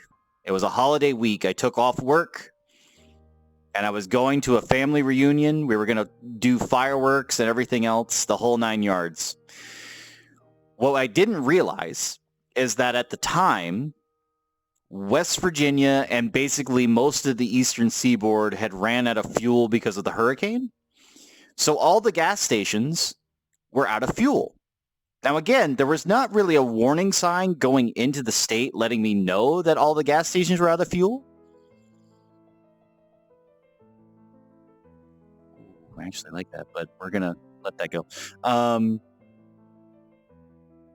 So I go into West Virginia, and I'm seeing all these cars off the side of the road, and I'm just like, what the hell's going on in this state? And come to find out, I go to a gas station, and they're like, oh yeah, we're out of gas. And luckily, I was checking before my gas tank was empty, but it was close enough to where I was going to a gas station. So I was like, okay, well, is there a gas station in the state that has gas? And they're like, nope, no, not right now. And then like we waited a couple hours, right? And to make matters worse, I had my child at the time and my wife at the time. Again, this was the 2012 summer. And again, this was not the reason for the leaving. That was... Well, it may have been part of it, but it was for a different reason other than this. It wasn't this. This was just an unfortunate event. But, so it's like, all right, fine. We're just going to wait. We're going to see if somebody can deliver us some gas, right? So we were like, all right, I've got $50 in my pocket. I will give them $50 for a gallon of gas. It'll just get us out of the state. We can refuel after that. And so, come to find out, we're like, okay, there is a gas station. There is a gas station, and it's just been refueled. In the entire state, in the whole state, there was one gas station. And so, obviously, we were close enough to where it made sense to at least try. So we end up going down there. And of course, the line is amazingly long. The car's almost out of fuel. And so we hop in the line. Like, there is a line for the queue for the gas station, and that's fine.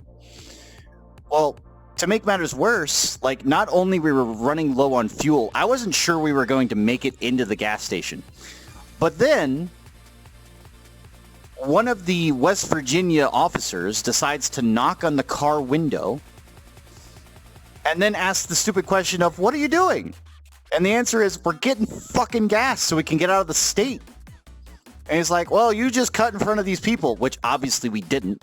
We were following all the traffic rules and everything else.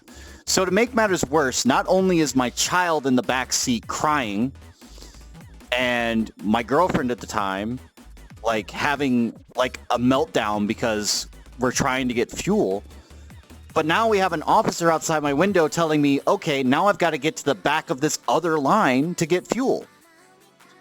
And so from that day forward, I have forever forsaken West Virginia, in song form or otherwise. Because fuck West Virginia. Fuck that state. What a fucking terrible place. It was so stupid. It was such a stupid thing. And again, for an entire state to be out of fuel, that is absolutely the dumbest thing I've ever heard of. Like, so here's the thing. Everything around West Virginia, Maryland, any of those other states, all had fuel, even though the hurricane had taken place. West Virginia is not really near the ocean other than going past Virginia. It made no sense for it to be out of fuel. I don't get it to this day.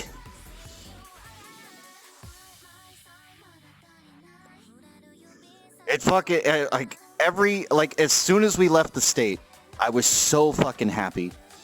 Like, I was so happy. And, oh my god, like, I've forever, like, hated West Virginia. Forever. I guess But apparently this had been going on for a long while, but I never knew a damn thing about it. Nobody was reporting on it. Nobody was talking about it. And I was just driving through the state like I would any other state. And then, of course, like, what was this officer thinking? What was this fucking officer thinking? I've got Virginia plates on the car. Obviously, I have a crying child in my back seat. And I have my girlfriend to my right who is having a meltdown because we're fucking trying to get gas. And now there's an officer at my window. And he's like, he asked the stupid question of, what are you doing? And it's like, I'm getting fuel, jackass. What does it look like? And you know what? If for whatever reason I would not have made it to the pump, or like we ran out of gas on the way to the pump, I would have had that officer push the damn car.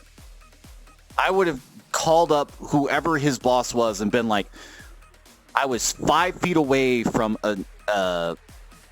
refueling my car. I could have driven just to that point and refueled my car. And then your officer here decides, you know what? You know what's going to be funny?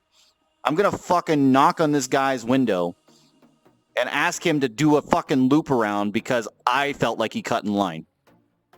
Just like fucking stupid.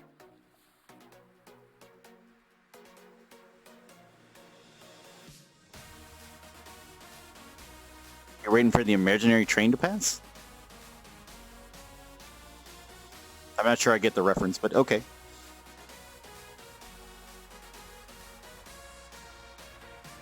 I think we can skip this one. Again, I like the art, but I'm just not a fan of the song right now.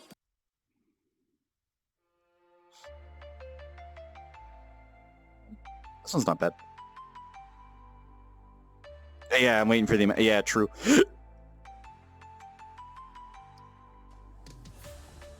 Talk about things that piss me off, though. Like, if the officer, like... Here's the thing, like, it's fairly obvious, like, we were drenched in sweat because I had to have the car off so we weren't wasting gas.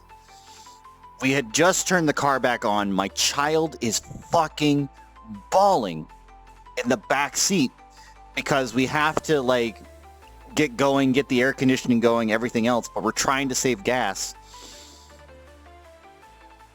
And I'm drenched in sweat. She's drenched in sweat. Like, we're just trying to leave. And it's just like, what does it matter if I'm getting fuel? Like, there are plenty of other cars here you could have gone to, but you chose mine because you're a fucking dickhead. Stupid. Just stupid.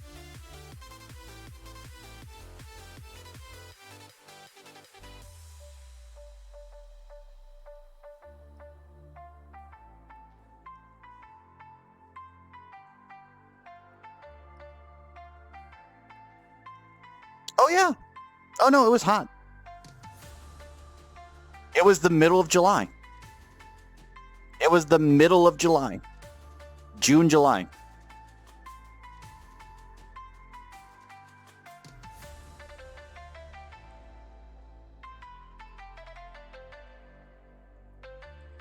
Honestly, like, I could have committed a crime right there. I could have honestly done it. I wouldn't have felt bad about it either. I was that mad. I was that angry.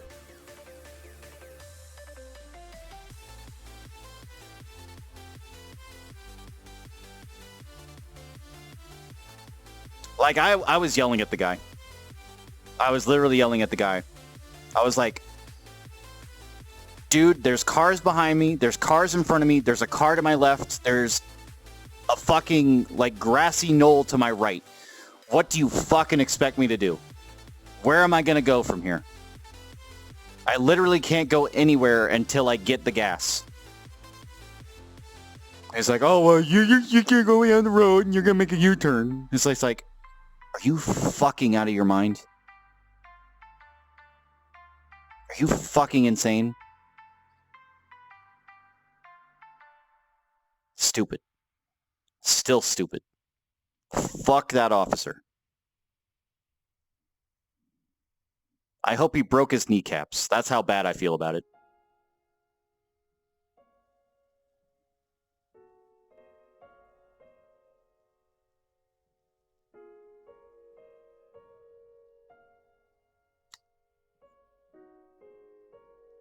Absolutely infuriating. And honestly, if he came over because somebody complained, I would have ripped that person who complained a new one himself. Like, I would have probably just pantsed the motherfucker. Like, right there. I would have opened the door, hit him in the head with it, pantsed him. Just right there in the middle of the road.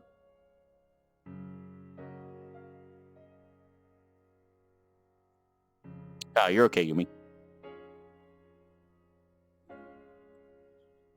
I swear to God. So I've never, like, anytime I have to travel, anytime I have to, like, I haven't had to go past West Virginia for a good while, but anytime I have to go anywhere, I avoid West Virginia. I don't go near West Virginia anymore. I don't want to give them money. I don't want to give them the insinuation that I like being there. I will avoid it at all costs. I refuse. I refuse to go to that state. If somebody moves there, I am never going to see you. I'm sorry. That's just how it's got to be. Like, you are forever alienated from me. I'm never going to West Virginia again.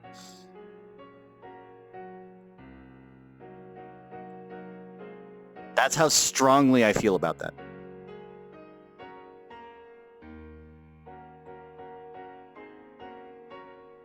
Just fucking infuriating.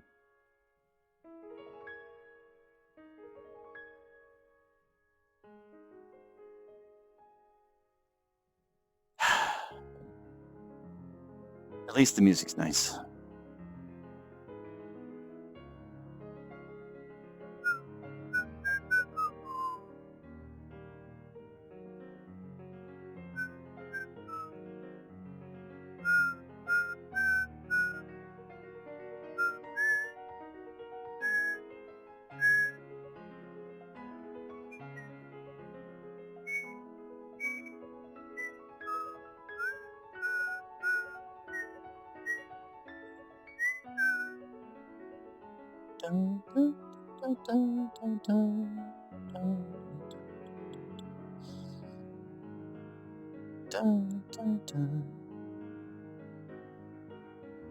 Yeah, no worries, Yumi. Again, Yumi, you don't have to apologize to me for any reason.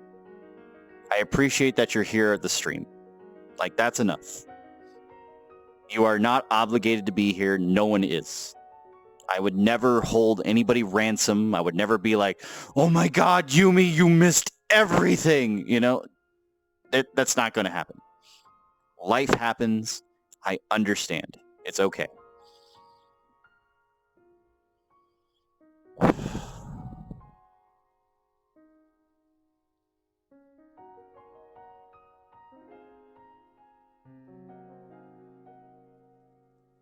Can I talk to you about Debussy and Claire de Lune?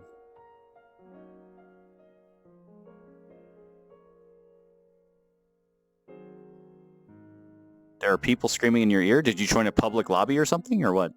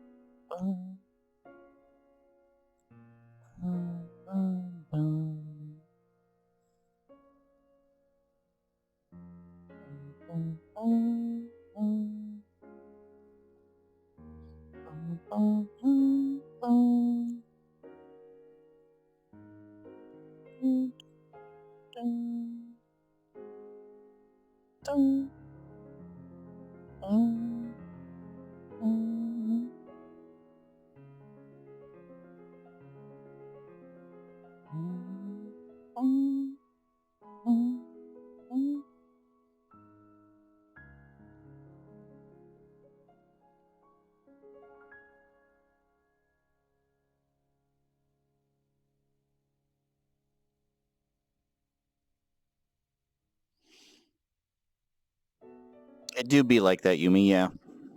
It is 9 p.m. for me.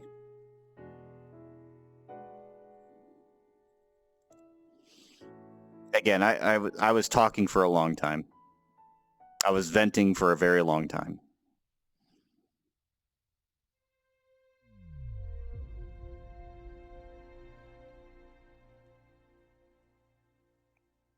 Animal orchestration? What? Oh, I see.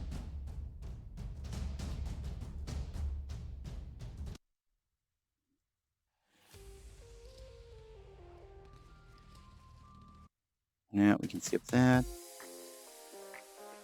Oh, this one coming up. Hang on.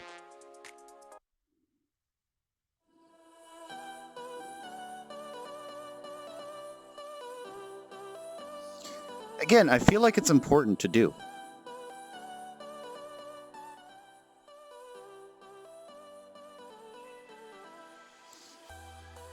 I pride myself on the communities I've helped build. I pride myself on the teams that I've helped create. I pride myself on being a moderator. I pride myself on being a streamer. I pride myself on helping the communities thrive.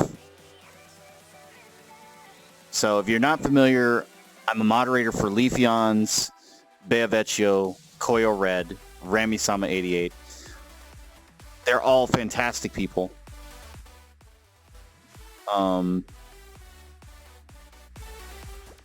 And I've been a member of their moderation teams for Leaf. I think it's almost been 2 years. And for Koyo, it's been at least 1. I think it's probably been longer than that, but I know it's been at least 1. VRChat, it's pretty much the same. It's been about 1. But for Leaf, it's been the longest. And I appreciate all of them. I really do. And I appreciate the members of my teams on the various groups, because I've been an integral part on building those teams. And that was because for a while it was just me. It was a very short amount of time, but I wasn't the only moderator when I joined Leaf. So that's not the case. But at a point, I did become the only moderator for Leaf. And from there, we got Ghost, we got Dan, we got Nimbo, and we got Zeph. And we got Eiley by proxy, but, you know, Eiley's doing her own thing, so she's not always there. But she has been, like, partly there from time to time. But no, like, I was the one that when Leaf was asking, hey, what do you think about me adding Ghost to the mod team? What do you think about me adding a Nimbo to the mod team? What do you think about me adding everybody to the mod team? I was the first point of contact. And I'm glad that I said yes. Ashy was there. Pancake got there through Koyo. So the ones I'm talking about are the ones that I assisted with. Ashy was there. Ashy has probably been there a little bit longer than I have. But yeah, Pancake got there through Koyo Red. And I love them both. I do.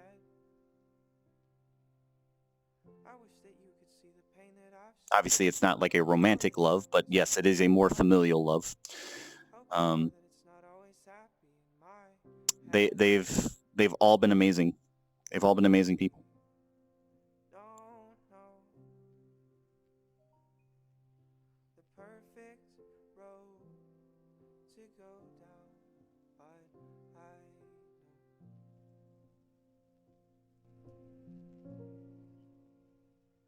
Trying my best. I'm trying my best to be okay. I'm trying my best, but every day it's so hard. And I'm holding my breath. I'm holding my breath till I can say all of the words I want to say from my heart.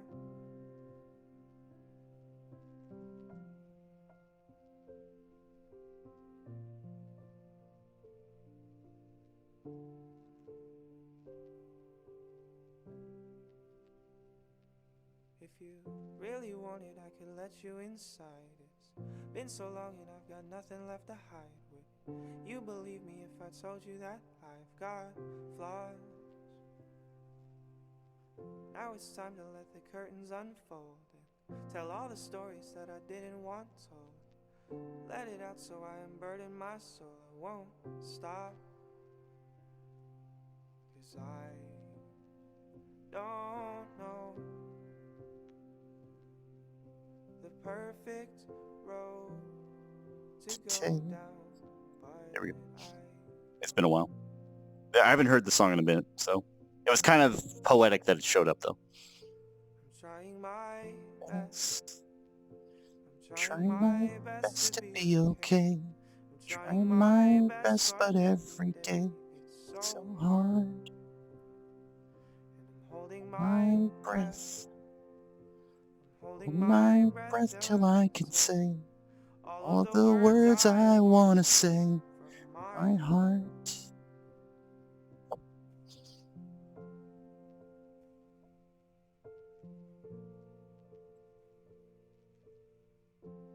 It's a good song. Good song. I've actually got quite a few of these on my list, which is another surprising thing that I haven't had more of these show up yet, but it's fine.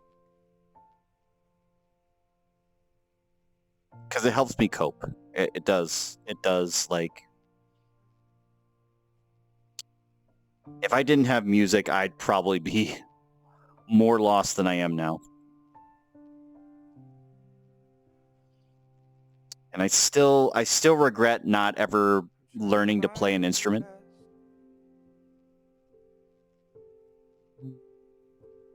Trying my best to be okay.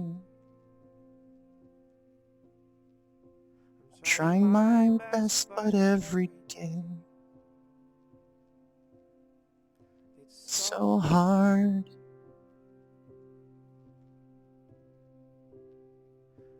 Holding my breath, holding my breath till I can say all the words I want to say from my heart.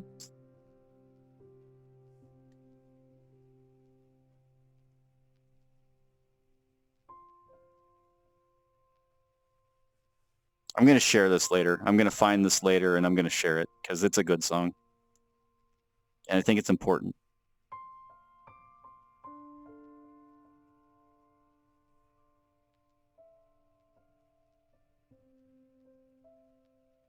It's a good song. It's a fucking good song.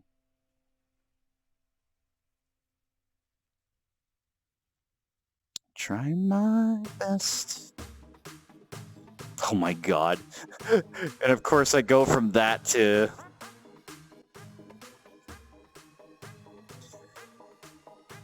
what the...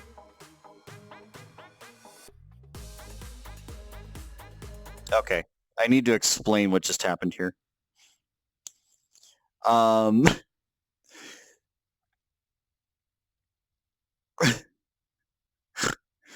So the song is bad enough because it's got that silly like wah wah wah wah wah, which is, you know, that's fine. But if you've ever seen, I think it's called, no, it's not Carnival Phantasm. Carnival Phantasm is something else. It's Amagi Park, I think, or let me double check. I think it's Amagi Brilliant Park. Yeah, it's Amagi Brilliant Park. It's an anime. But basically, yeah, I'm sitting down IRL. Also, hi there, Squidman. But it's Amagi Brilliant Park. But if you know Amagi Brilliant Park, there are some rather voluptuous women. They have the big boobles, and, you know, that's fine. That's not like their character development art, but it does draw in, like, you know, a certain demographic. And so for this song, they decided that they're going to do the images where they're like changing into swimsuits or changing out of swimsuits. And so literally one of them is just like, let me unhook this. Let me be in beachwear. Let me be... it's quite a sight. Yeah. And it's got Sylphie in there. And if you know who Sylphie is, she's the blonde and my God. All right. Anyway. Please skip.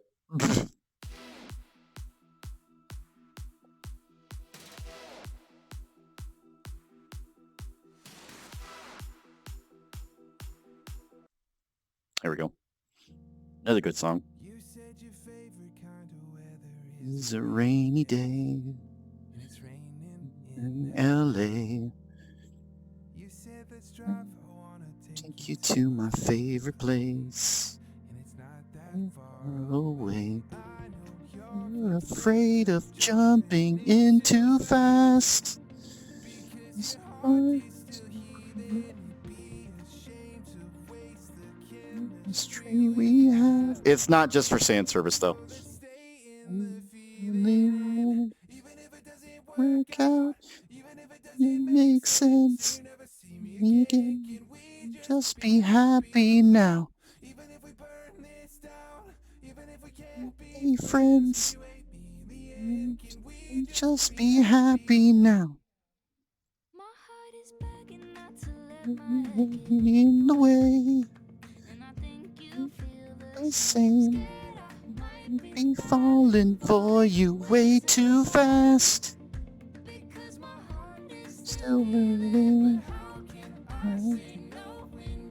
Been looking at me that way. Think it and it doesn't work out. It doesn't make sense. Me again. You just be happy now. We can't be friends. In the end, can we just be happy now?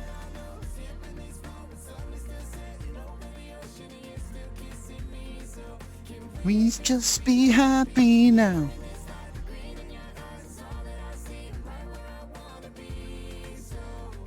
Can we just be happy now?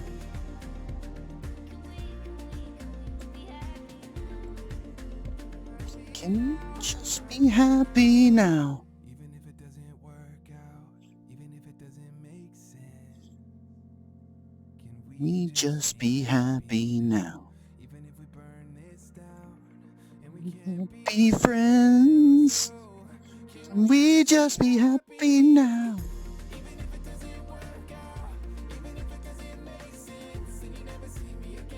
Can we just be happy now?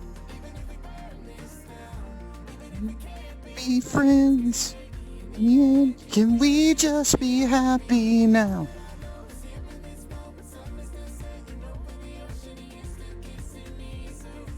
We just be happy now.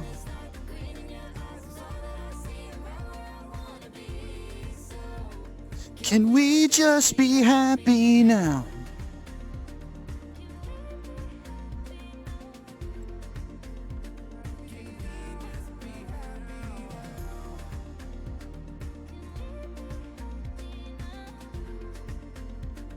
Can we just be happy now?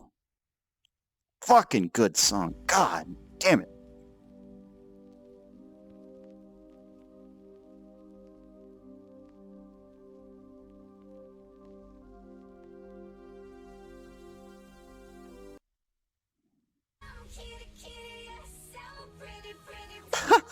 How did this end up on my list? Wait a minute. How did that end up on my list? That's hilarious.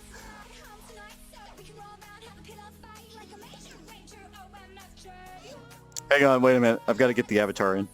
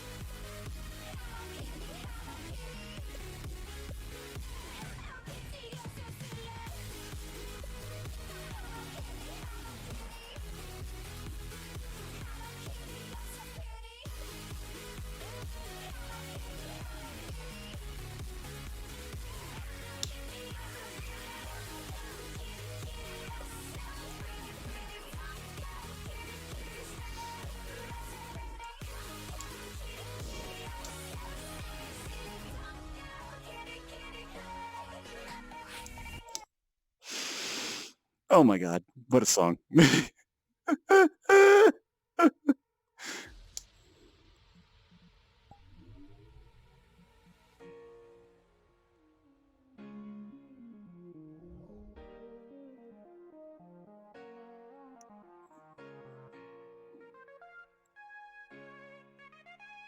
I sitting? No, standing. Weird. Very weird.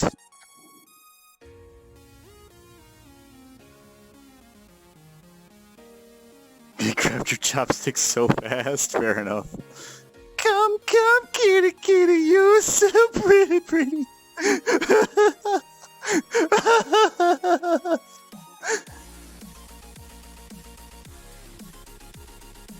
Again, I like it, but it's a little intense for right now. Don't get me wrong. I do like it.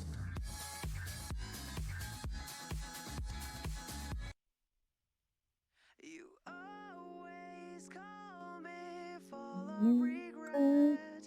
You want me to say you Again.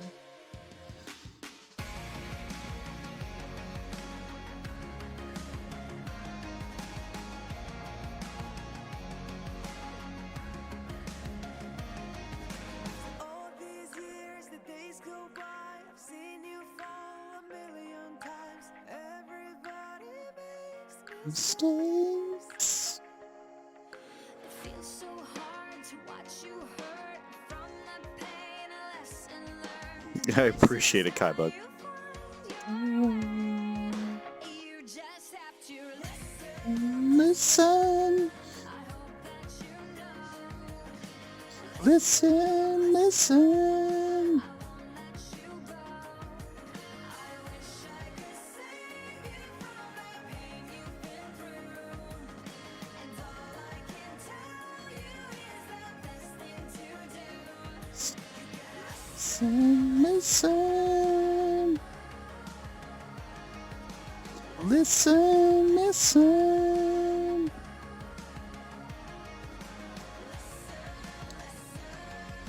But not bad, Kai. Not bad. I'm proud of you.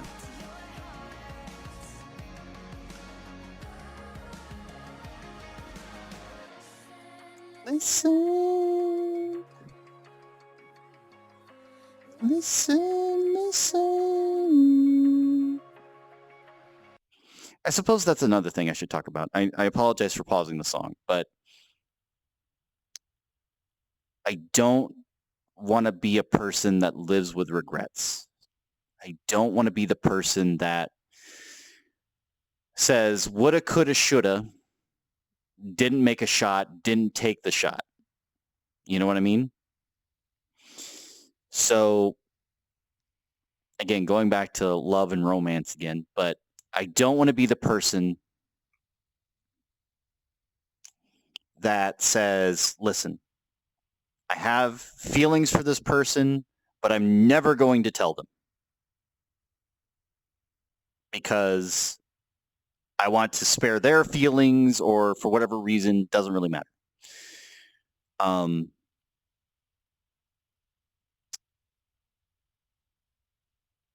don't want to be the person that if for some reason, and again, for some reason, something happens to me or something happens to them or something happens in our lives that I don't want it to be something unknown. I don't want it to be something that is regretted by either of us. That, again, if I love you and I'm in love with you, I would rather tell you and have you reject me than never tell you at all. And I feel like that's important. I feel like letting people know that you care about them, letting people know that you have feelings for them, letting people know that they're important to you is one of the smallest but greatest things you can do as a human being.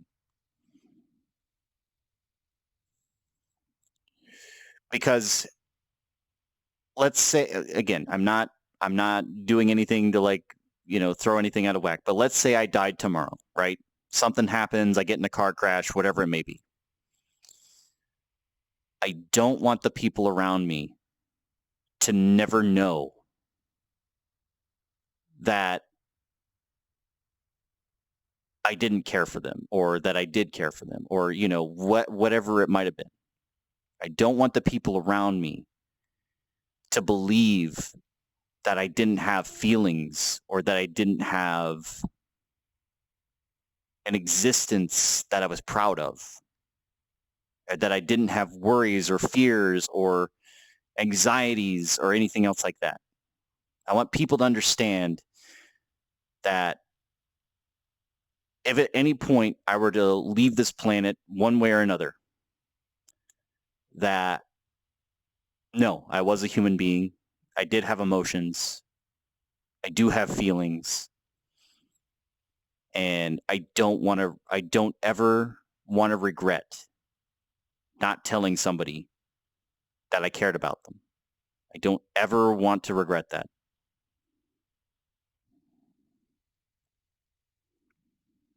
No, Yumi, and that's fair. And again, it's not easy because it's scary. It's scary. Again, I was very fortunate with the most recent one where I admitted my feelings long ago. I admitted my feelings long ago. I told them about it. I didn't wait for a response then, but I brought it back up recently because we're close. We were close then, but I was feeling like a rift was coming between us. I felt like we were disconnecting for a reason. And I brought it up because I didn't like it. I brought it up because I was emotionally not able to handle that distance. So I was like, listen, I know I've told you a lot. I know I've, had these feelings for you. Has something changed? Has the game, has not the game, but has the situation changed? Am I doing something wrong? Am I making you upset, et cetera, et cetera? And luckily, they were willing to talk about it. And they were like, no, it's not you. It's more me. I put this distance between us because such and such. And I was like, okay, I get it. That hurts, but I get it. And of course, we're still friends and everything, which is fine. I don't mind that at all. Obviously, my feelings are still there, but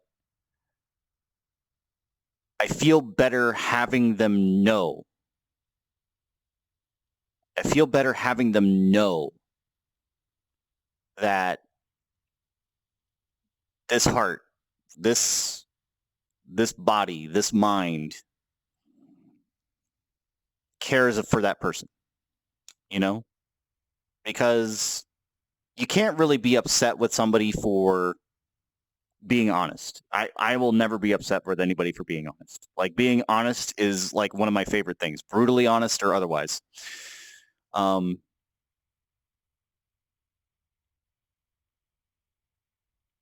But I just, I don't want regrets. I don't want to live that life. I can't take it. I can't take a life with regret. I can't do that. And the other reason is again, with my first relationship, I still didn't get closure. I didn't get answers. I didn't understand why she left. I don't understand to this day why she left, other than it was her own reason. And she still won't tell me. And yeah, exactly. It's the same thing. It's like knowing that I gave it a shot, knowing that I put the energy in and that I took the step forward is nice. So again, I just want to remind people, if you have feelings, if you haven't expressed them lately, if you haven't told people that you care about them lately, please do. Please do.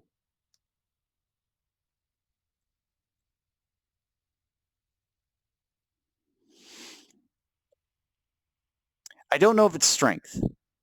I don't know if strength's the right word, but I appreciate what you're suggesting there. I think it's not strength but fear.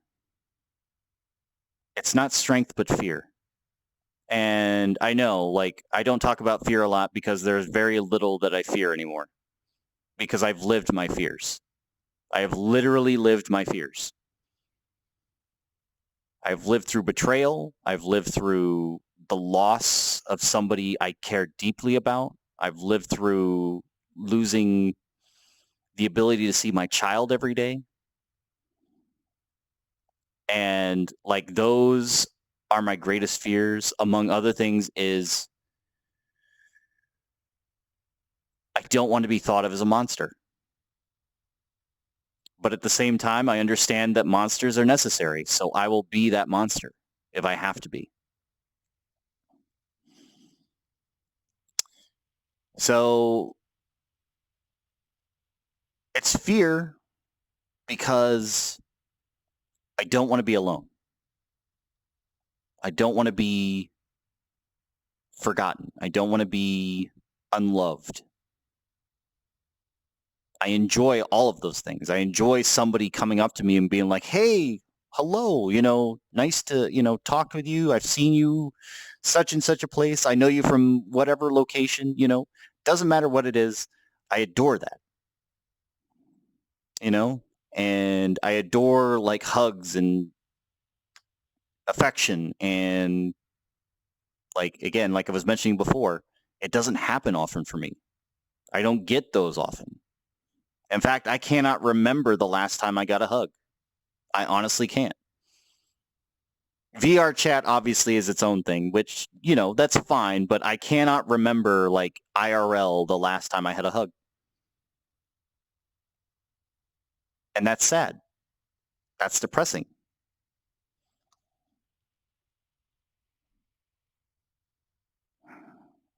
So it's not a weakness. I don't want to say it's a weakness, but I think it is fear. It's fear of being forgotten. It's fear of being alone. It's fear of taking on all of the bad things in the world and having to do it on your own. And I know I'm capable, which makes it even more stressful because now that I know how to handle those things on my own, I'm expected to handle those things on my own, which makes me even more lonely because then I don't have any help for those things.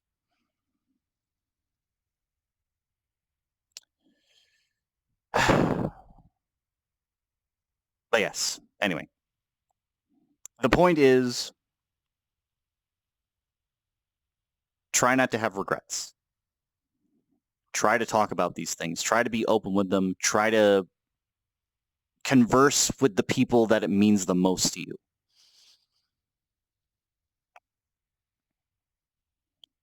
And again, you can't expect it to always work out. You can't expect it to always work out. And I'm readjusting myself because something weird happened, but that's fine. You can't expect it to always be a happy ending because it may not be. It may not. And I live that. Like, I would absolutely adore a happy ending. I would absolutely adore a perfect world where I'm always recognized, where I'm always getting affection, where I'm always being loved, where I'm always expressing myself the way I want to. But I have limitations. I have budgetary limitations. I have time limitations.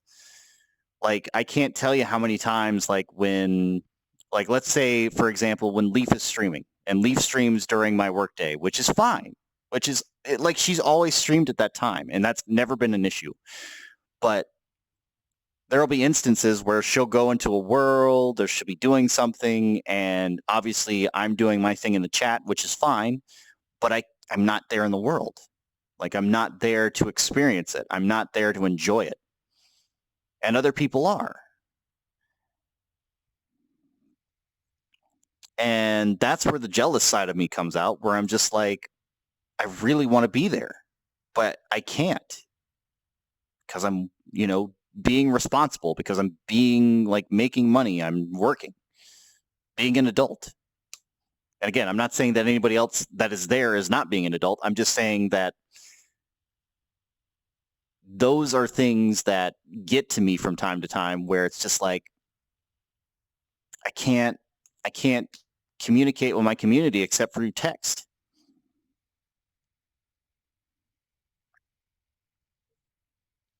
No, it's okay, Kai. Yeah, I get you.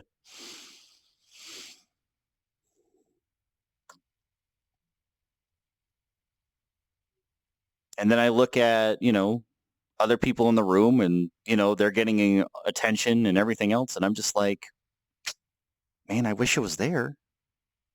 But I can't like stop anybody from doing their thing. I can't suppress anybody and stop them from having a good time because then I'm like a bad person. But at the same time, it's like one of those emotions where it's just like, fuck, I'm so envious right now.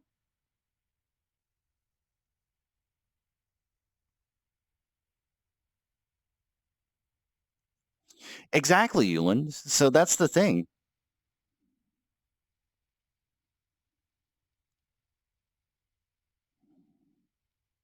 And again, I think that's fine. I think that's normal to have that emotion.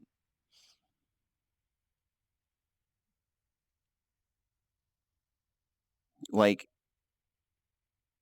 because you want to be there so bad. You want to have so much fun with the people that you care about. You want to have a good time with them. And then you feel like if you're not there, you're either not wanted or you're not important enough to like have brought in.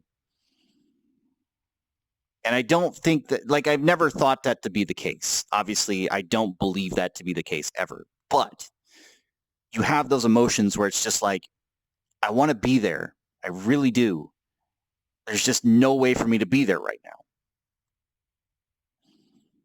And that's the thing. It happens all the time. Like Coyle will play Phasmophobia and then he'll have a full group. And obviously I understand that he's got a full group, but I still want to play. Or if Leaf is, playing in a VRChat world or she plays Among Us or she's playing whatever game. And obviously I want to play with them, but I can't. Or with Beeve if he's playing For Honor or Among Us or anything else like that. I want to play, but I can't. And it stings a little when it's just like, oh yeah, we all had a great time. And then it's like, I'm glad you had a great time, but I wasn't there.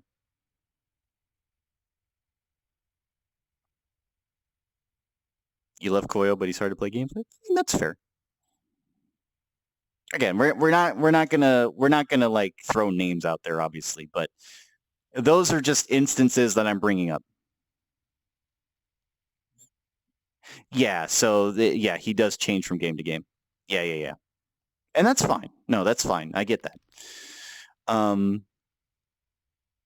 But that's exactly what I'm talking about, Yulin. That's the exact thing I'm talking about. It's just like I want to be there so bad. I want to like the new maps that are coming out. Like there's the FNAF map, there was the Devouring, which I didn't get a chance to play because I was moderating.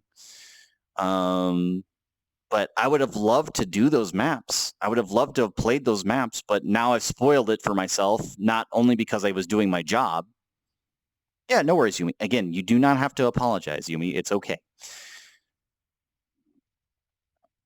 But it's just like I couldn't be there. I couldn't be there in time, or I couldn't get on in time, or something was preventing me from getting on, and you feel like you're left out. And that's happened to me more and more recently, but I know that's not the case. I know in my heart of hearts that's not the case.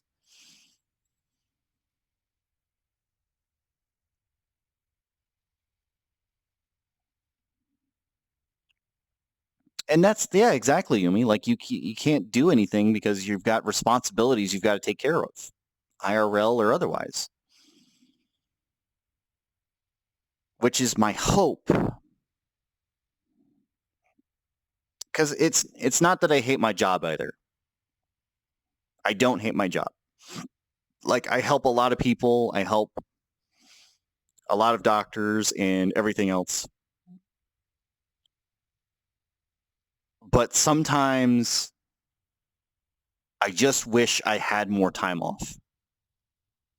I just wish that I didn't have to work as much to survive. I wish I could work less, like do maybe a 3-day week or something, like work 12-hour days, 3 days a week, and then have 4 days off to do whatever I want versus working 5 days a week and having 2 days off. Give me that retirement ASAP. True. But that's my plan is when I've got everything settled out with the girls, plan is to get a house together, and I will probably retire at that point as far as work is concerned, and I may not have to worry about money ever again. And again, I know that seems far-fetched, but if it works out, then I will be able to have more freedom, have more opportunities to be online, have more, freedom to do what I want to do, what I want to do, what I absolutely would love to do. I would love to be able to stream full time. I would absolutely love to do that. I would love to be able to have these conversations. I'd love to be able to play games. I'd love to be able to have a consistent and fulfilling streaming career where I'm able to earn enough comfortably to where I can live on my own, do my own thing, have the equipment I need, not have to worry about going anywhere, having everything, be good. I would absolutely adore that. And of course, I'm going to keep trying. I'm going to keep streaming and everything else like that. But it's such a high bar, and it's such a small percentage of streamers that get there. I'm not saying that I'll ever get there either. I'm not saying that anything that I'm saying will ever work out. I may have to work for the rest of my life for the next 30 years until I can actually retire.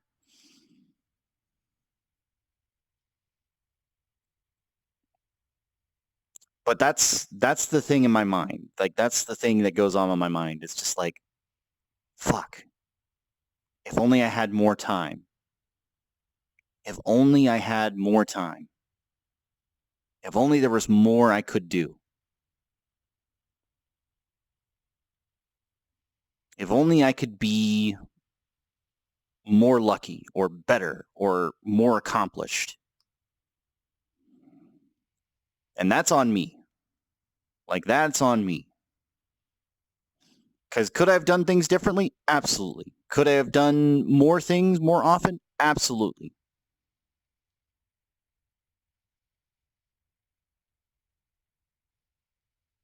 Wish you tried being a streamer right out of high school? No, fair, Yulin.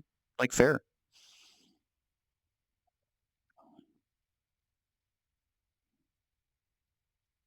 No worries, Kybug. I appreciate you stopping by. It does mean a lot.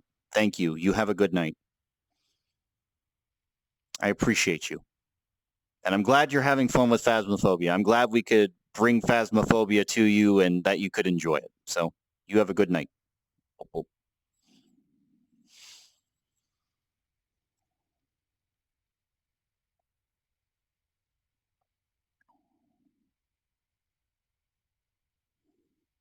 But no, that's the thing. It's just like I want to be able to have more fun with my friends, the people that I care about. I want to be able to enjoy their company. I want to be able to have a laugh, and then not have to worry about, well, maybe this is not the right timing. Maybe this is going to be a bad moment.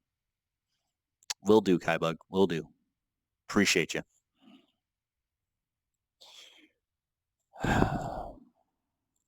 And I've brought it up. I have brought it up. Like, I've talked about it.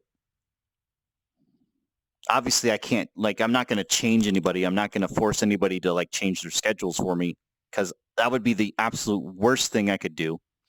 And I do not want to do that.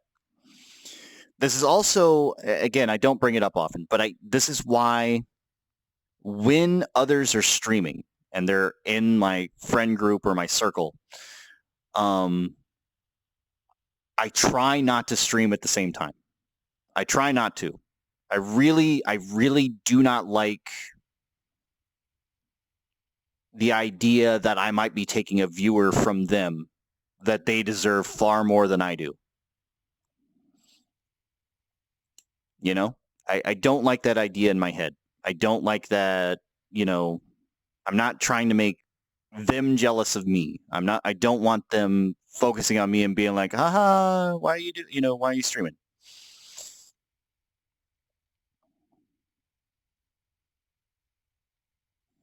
True. Very true, Yulin. That's the thing. Like, streaming is competitive.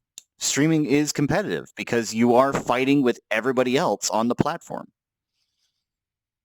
You are fighting with everybody else.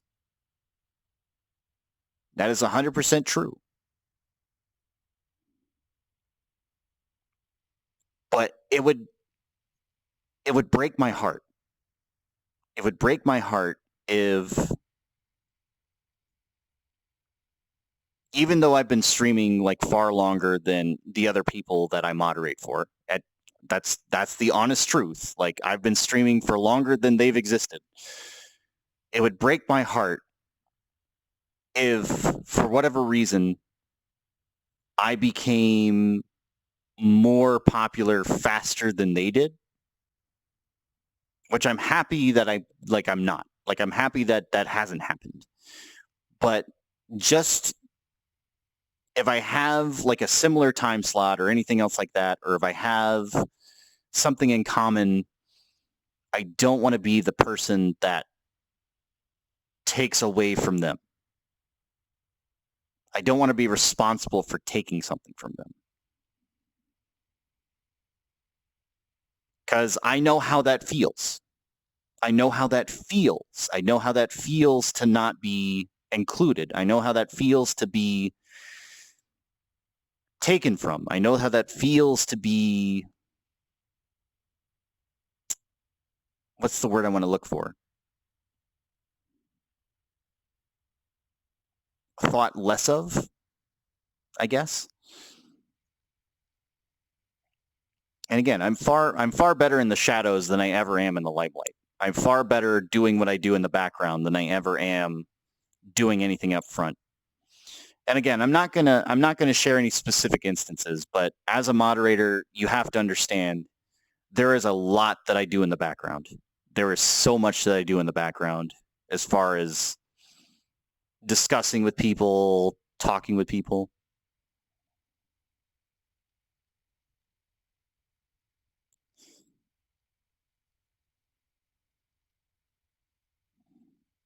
True. Like, Yuland, you're not wrong. I'm not saying that you're wrong, but I don't want to give the impression of streaming at the same time as somebody else. And let's say, for whatever reason, and obviously you're here, Yuland, but let's say it was me and Koyo, right? So Koyo's streaming, I'm streaming, and now you're either watching both of us or you're watching one of us or, something else like that. And Koyo sees a number dip or something like that for his viewer count. And obviously it's not about viewer counts for me or for him or anything else like that. That's not what I'm saying here. But what I'm saying is, if I hurt his numbers somehow, or if I hurt Leaf's numbers somehow, or if I hurt Beeve's numbers somehow, that would devastate me.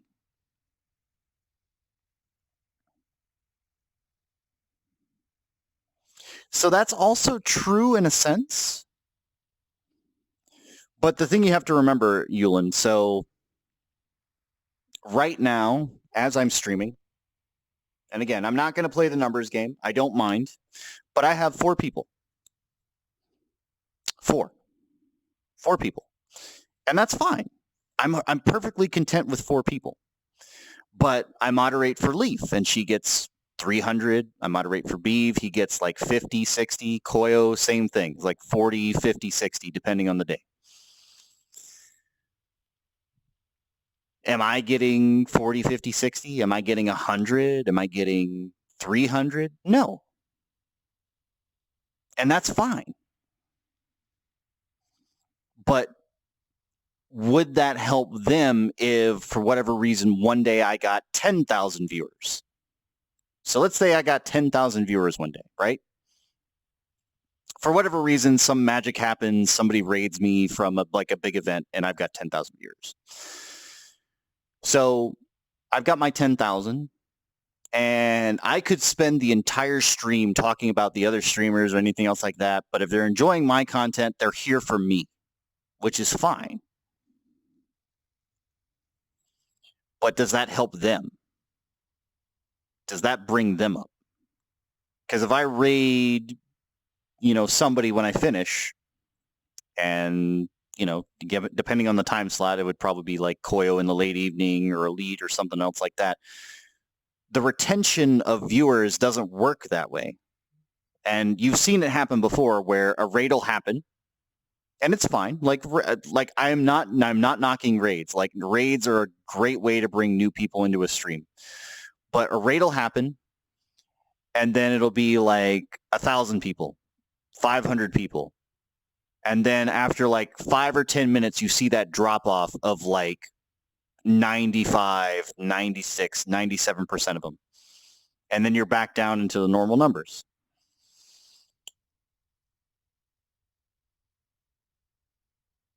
And again, that's me thinking about it mathematically. And again, I know why that would happen, and I know exactly what you're saying. Like, if you're doing well on Twitch, that is obviously something you're doing for yourself to make yourself be well on Twitch or YouTube or whatever platform.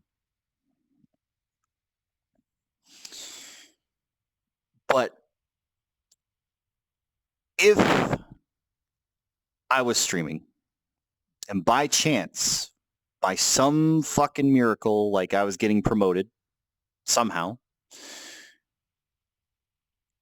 and I took a viewer from somebody else, whether that's Koyo, Beeve, Leaf, Rami, anybody, I would feel awful. Because I don't want that to be the case. I don't want that to be the thing. I don't want people being like, oh, well, and again, you'll see it in Leaf's chat all the time. Well, I'm going to leave this chat and I'm going to Radiant's chat, or I'm going to Lolathon's chat, or I'm going to whoever's chat.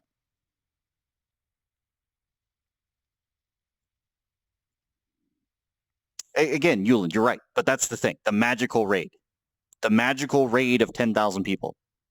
And again, that's what I mean. Like, if for whatever reason all 10,000 people end up liking me and they stick around, that's exactly it. Like, it's a hypothetical. It's a completely hypothetical.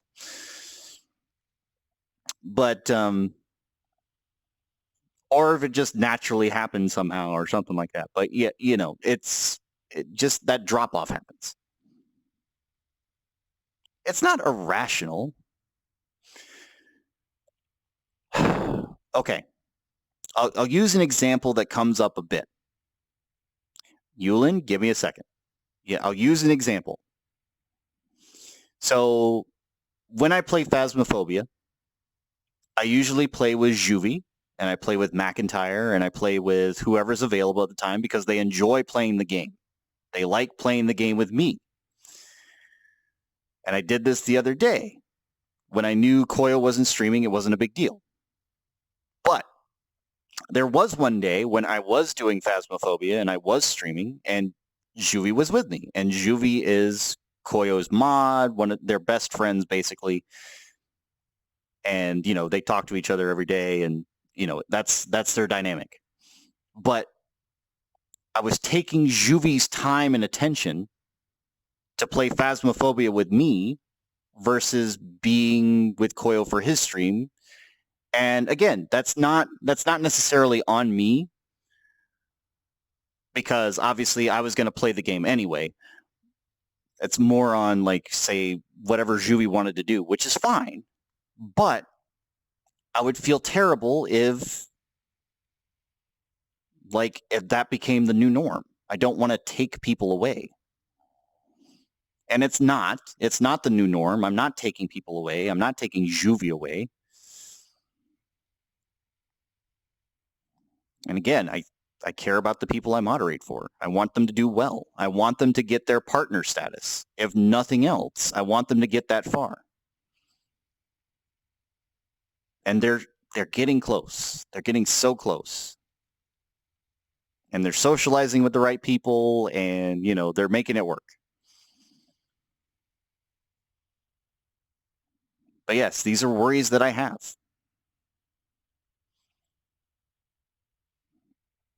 Now, that's not to say that I don't want success personally myself. There is nothing that would make me happier than being like the next Great Moomaroma, being the next Lolathon, being the next whoever, and getting 1,000 viewers every time I go to stream. There's nothing that would make me happier. I would absolutely love to be able to do that. But until that happens, I'm very limited in what I can do.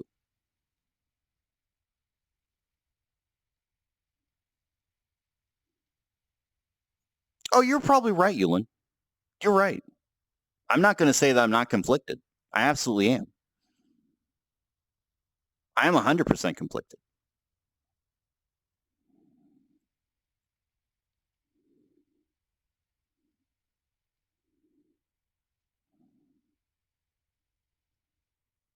I won't deny that. I will never deny that.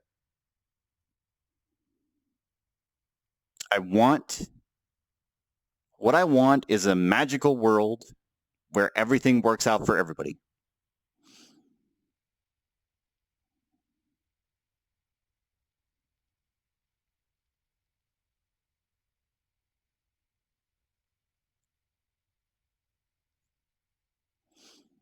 And Yulin, yeah, I'm okay with that.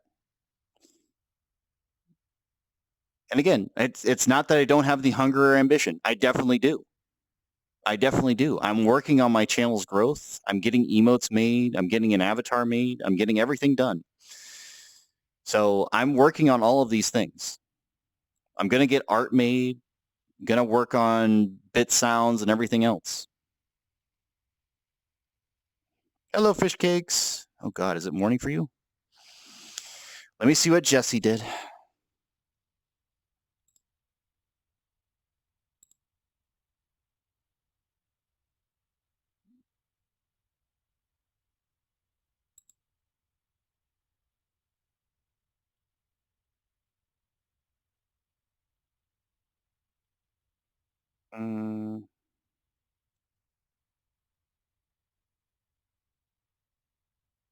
Never ever fake a smile. Being sad or having a down day is valid. Not because you hide the feelings that go away. Anything.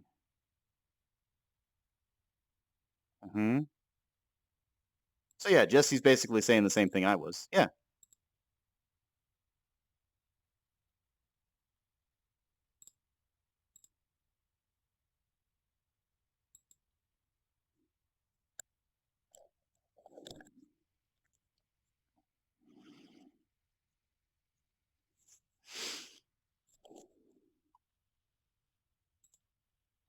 Not really a fan of bit longer personally, but I get it. Oh, what time is it? It's almost 10. It's almost 10. 11 a.m. from you. Yep. Fish cakes, it do be like that. But no, Yulin, I'm not saying that you're wrong. I'm saying you're absolutely right in that regard. What I want is probably impossible and improbable.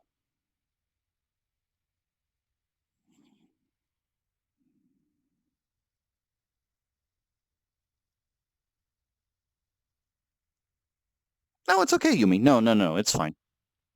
I'm glad you told me about it.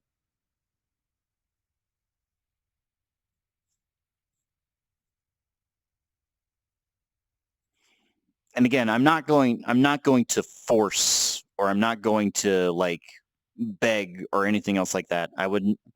This is the reason I don't have a subscriber counter. This is the reason I don't have a follower goal. This is the reason I don't have a bit cup or anything else like that, because I don't like the idea of promoting what I do or do not have. Like, I don't want that on the screen. I don't want a visible number showing me like, okay, here's how successful you are, you know? I want people to enjoy being here if they want to be here. I'm never going to force anybody's hand. I'm never going to make anybody feel like they have to get my attention or get my approval by subscribing or by giving bits or anything else like that.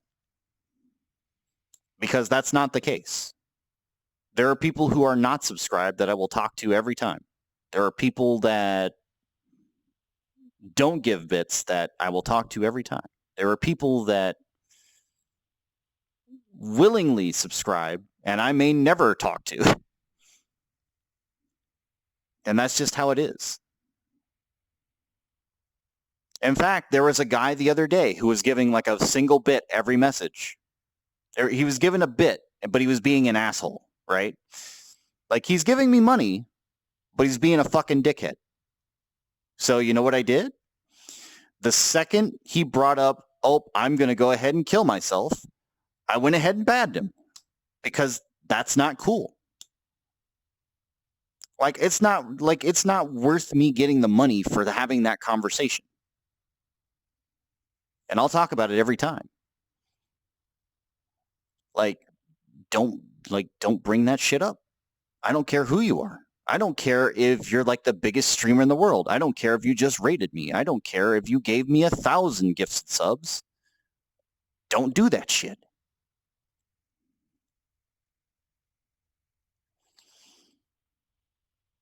And it is hard.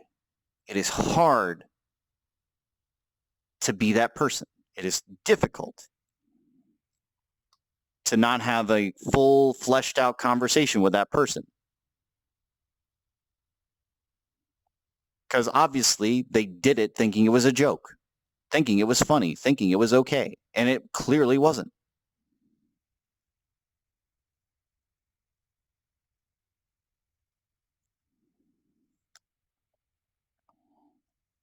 And you know what?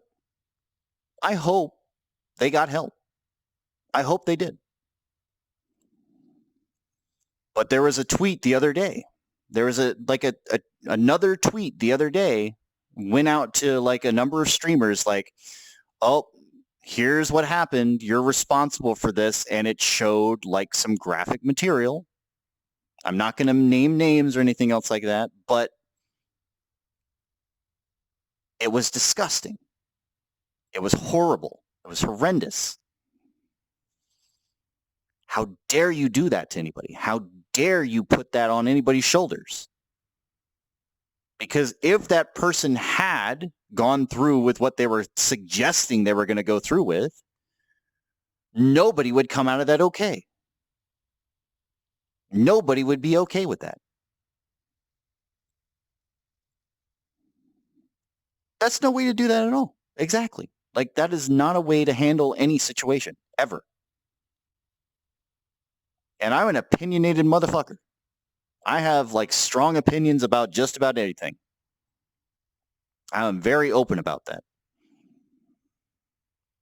And of course, do I live in a fantasy world where I believe that everything that I want is going to come true? Not a chance. But does that mean I'm going to be any less hopeful that they do come true? No. I still have that hunger. I still have that drive. I still have, people who care about me, people who show up every day to the stream, like everybody in the chat now, for the most part. But I'm not going to force anybody's hand. I'm not going to stoop to a level to where I don't feel comfortable with the person I'm becoming.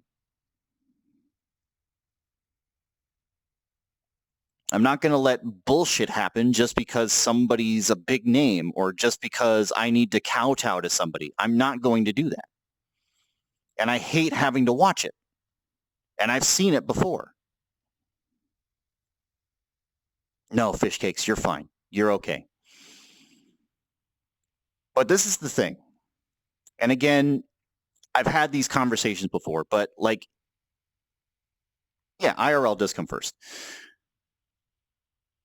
There have been moments where I've argued with whoever, like streamer or otherwise, who I've been moderating for. I'm not, again, not naming names, but they give a pass to somebody for saying some whatever stupid shit, right? They give a pass because, oh my God, they're blankety blank. Oh my God, this is blankety blank and they're big and they brought all these viewers in and I don't want to start something. And the first thought that crosses my mind is, are you going to be able to handle living with this person being there all the time with the viewership that they have just because you are looking for the view count or looking for the subscriber number or looking for the bit count? And the answer is, I know I wouldn't. That would drive me fucking insane.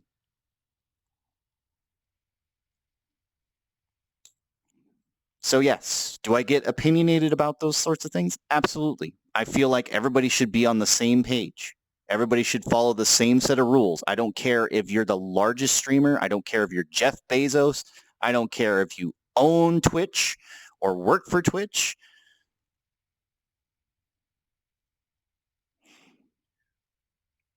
No, that's exactly it, Yulin.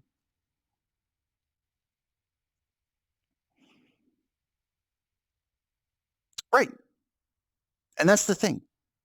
That's the thing. It should be fun for the streamer to stream and have a good time with their viewers and discuss what they want to discuss and stream whatever they want to stream, because it sucks to get stuck in a play about nonsense. Like, I can't tell you how we're going back to the burnout talk, but people who play the same game every day to curtail to their audience's viewership,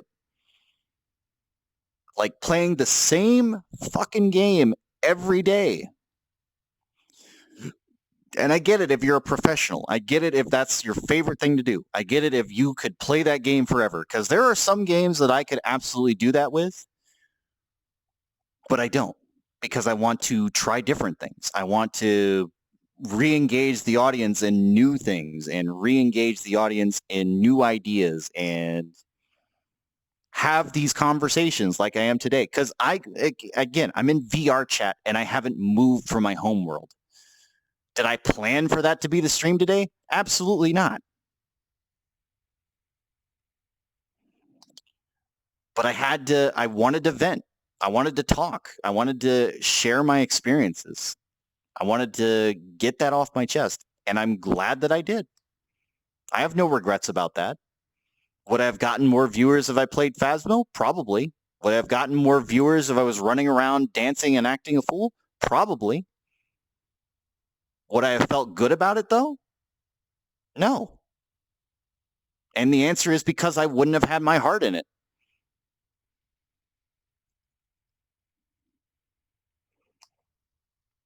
But that's just it.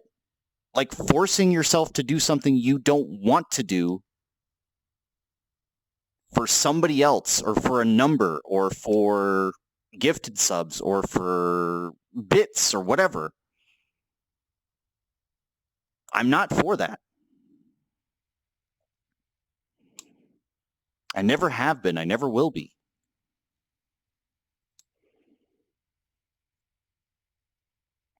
Now, granted, do I have things that I have fun with? Absolutely. But it's the same reason if you look at my channel points. Like, my channel points are mostly just point wasters, like the Soul Collection or something like that. And again, I'm not going to, bring it up to use it. But thank you for the large soul. But like that, for example, like if I didn't want to do it, I don't have to do that. But I do it because Yumi put in the point investment. I'm going to, go ahead and do it. I'm having a good time there. That's fine. But it's something that I choose to do because I want to do it. It's the same thing with the singing. It's like, Do I want to sing?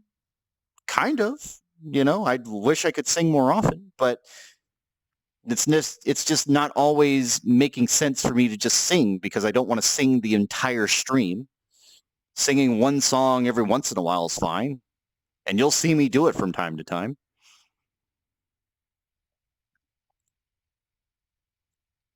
But no, like I respect you guys as a viewer, and I respect myself as my own person to understand that, again, you're all human beings. You could have been anywhere. You could have gone any stream. You could have gone to anything else tonight, and you're here, and I appreciate that. And I want to have these heart-to-hearts with you because it matters to me that you understand that, yes, even streamers have down moments. Even we aren't always happy in our daily lives. And just because somebody has a smile on their face doesn't always mean that they're actually happy. That's sort of the acting part of things. That is the lie that is sold to you. Because you'll see it any number of times. And again, I talked about it before, but the burnout where you'll get a Twitter post and it's just like, where is this coming from? Why are you sad? Why are you depressed? You were so happy the other day. We were having a good time. And the answer is because they got sad, because they got burned out, because they couldn't put on that smile anymore, and because they couldn't keep themselves from getting upset with themselves because they were disgusted with themselves.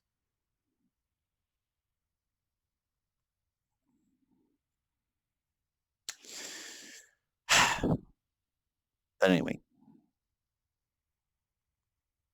I know. I live in a fantasy world. I'm in VRChat, and I do have a good time. I love the people that are within my friend group. I love the people that I work for. I love the people that I work with. I appreciate all of them. I appreciate all of you. It means a lot to me that you're here.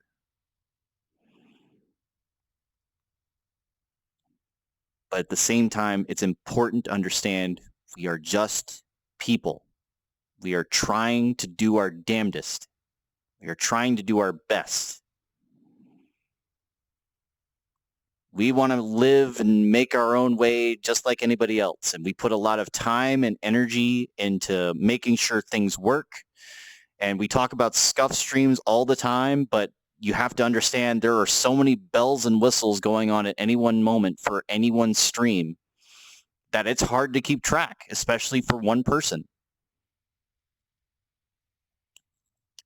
And again, people don't understand how much energy and time and investment that it takes to put that in. Which is why I appreciate people like Koyo, which is why I appreciate people like Leaf, which is why I appreciate people like Beeve, which is why I appreciate people like Rami, who can keep that energy going, who have that vibe that people want to see, and they can do that, and again, they can keep that look on their face that everything's great. And I'm not going to say that it always was great, because that's not always the case. Like, they have doubts, they have stresses, they have worries, just like I do. Like, we live in that era.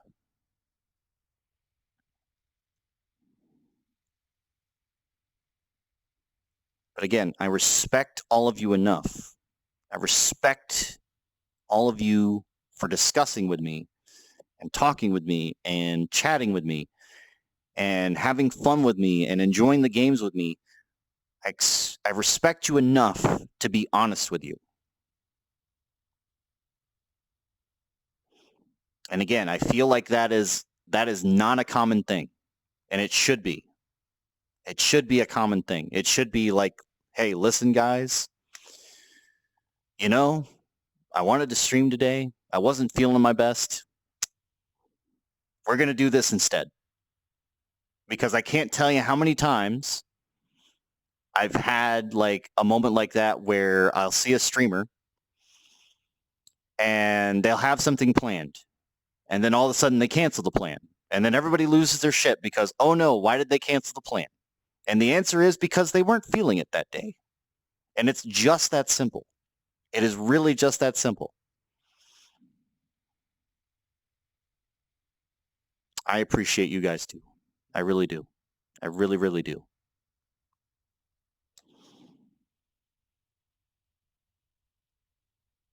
But yes, I've been through the whole gambit of emotions today.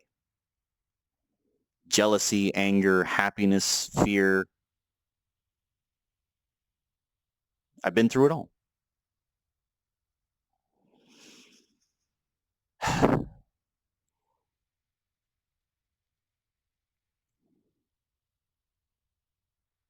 What time is it? Oh my God, it's 10 o'clock. Okay. How long have I been going? 3 hours, good Lord.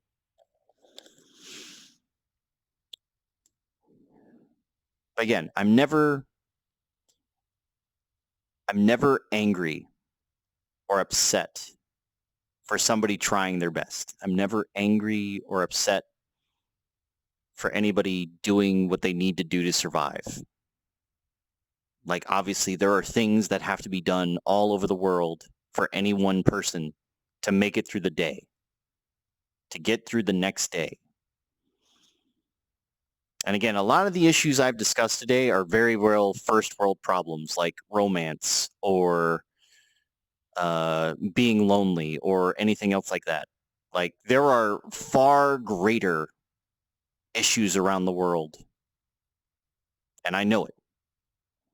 However, that does not invalidate those feelings. That does not invalidate that it's okay to be lonely. It's okay to be sad. It's okay to be upset. It's okay to be angry.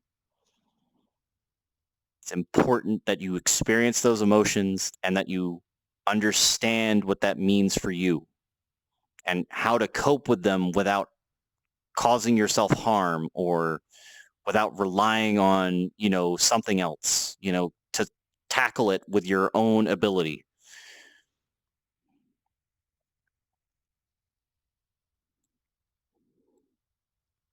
And again, I'm still heartbroken. Like, I still hurt. I still admitted my feelings to somebody and I got rejected. I still, am doing my best with streaming and trying to make sure that it's successful for myself as well as helping the others with their streams and everything else wherever I can. And I'm proud of that. I'm very prideful and proud about the communities that are growing and the communities that I've built and the people that we've brought in, because they're all amazing and talented people. Musicians, artists, other streamers. Again, all very amazing and talented people. And I respect them. Of course, like I'm going to keep going like fish. Like, don't get me wrong. I'm going to keep going. Like, nothing's going to stop me from streaming every day. I've been streaming for so long now. I've been streaming for so long. And again, I can't tell you how many streams it's been single digit. It has been me streaming to myself, talking to myself for so many years. And that was the normal for me. If anybody showed up, it was a miracle. If anybody shows up now, it's still a miracle. I appreciate that. I appreciate that people take the time to show up. And I can say that because, like, my chat doesn't go wild. My chat doesn't have 300 viewers to take care of. My chat doesn't need to be babysat. In fact, I am not going to babysit you, to be honest. The best I will do is whip you with a belt if you're acting up. That's about as far as I go. So obviously that's not been happening, and I appreciate all of you. You're very respectful. You're very, very open-minded, and I appreciate that. But I'm not going to compromise myself. I'm not going to compromise who I am to appease the masses. Starts acting up.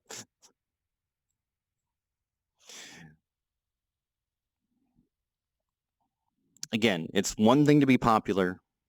It's another thing to have it's another thing to have a sense of duty and a sense of pride in yourself to know what you're willing to compromise on and what you're not willing to compromise on. And I don't compromise on a lot.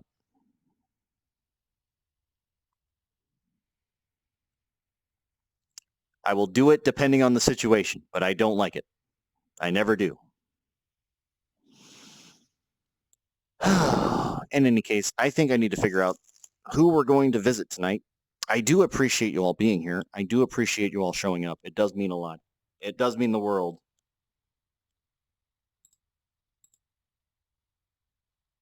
I think we're going to go say hi to Juice. Demo? Not sure who Demo is. We're going to go say hi to my friend Dr. Juice. He's playing some Call of Duty Modern Warfare, it looks like. He's a handsome lad, handsome devil, very talented individual. I'm going to make sure that he's not wrapping up because I've made that mistake more times than I can count.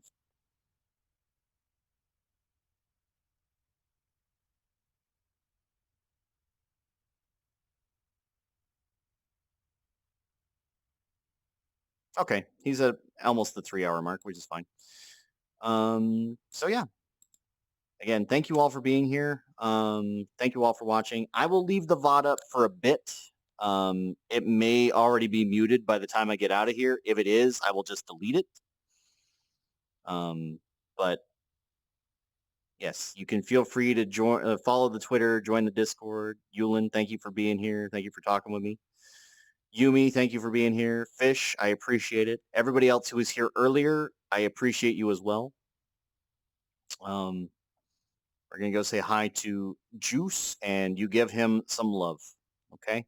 You all have a good night. I appreciate you all. Bye-bye.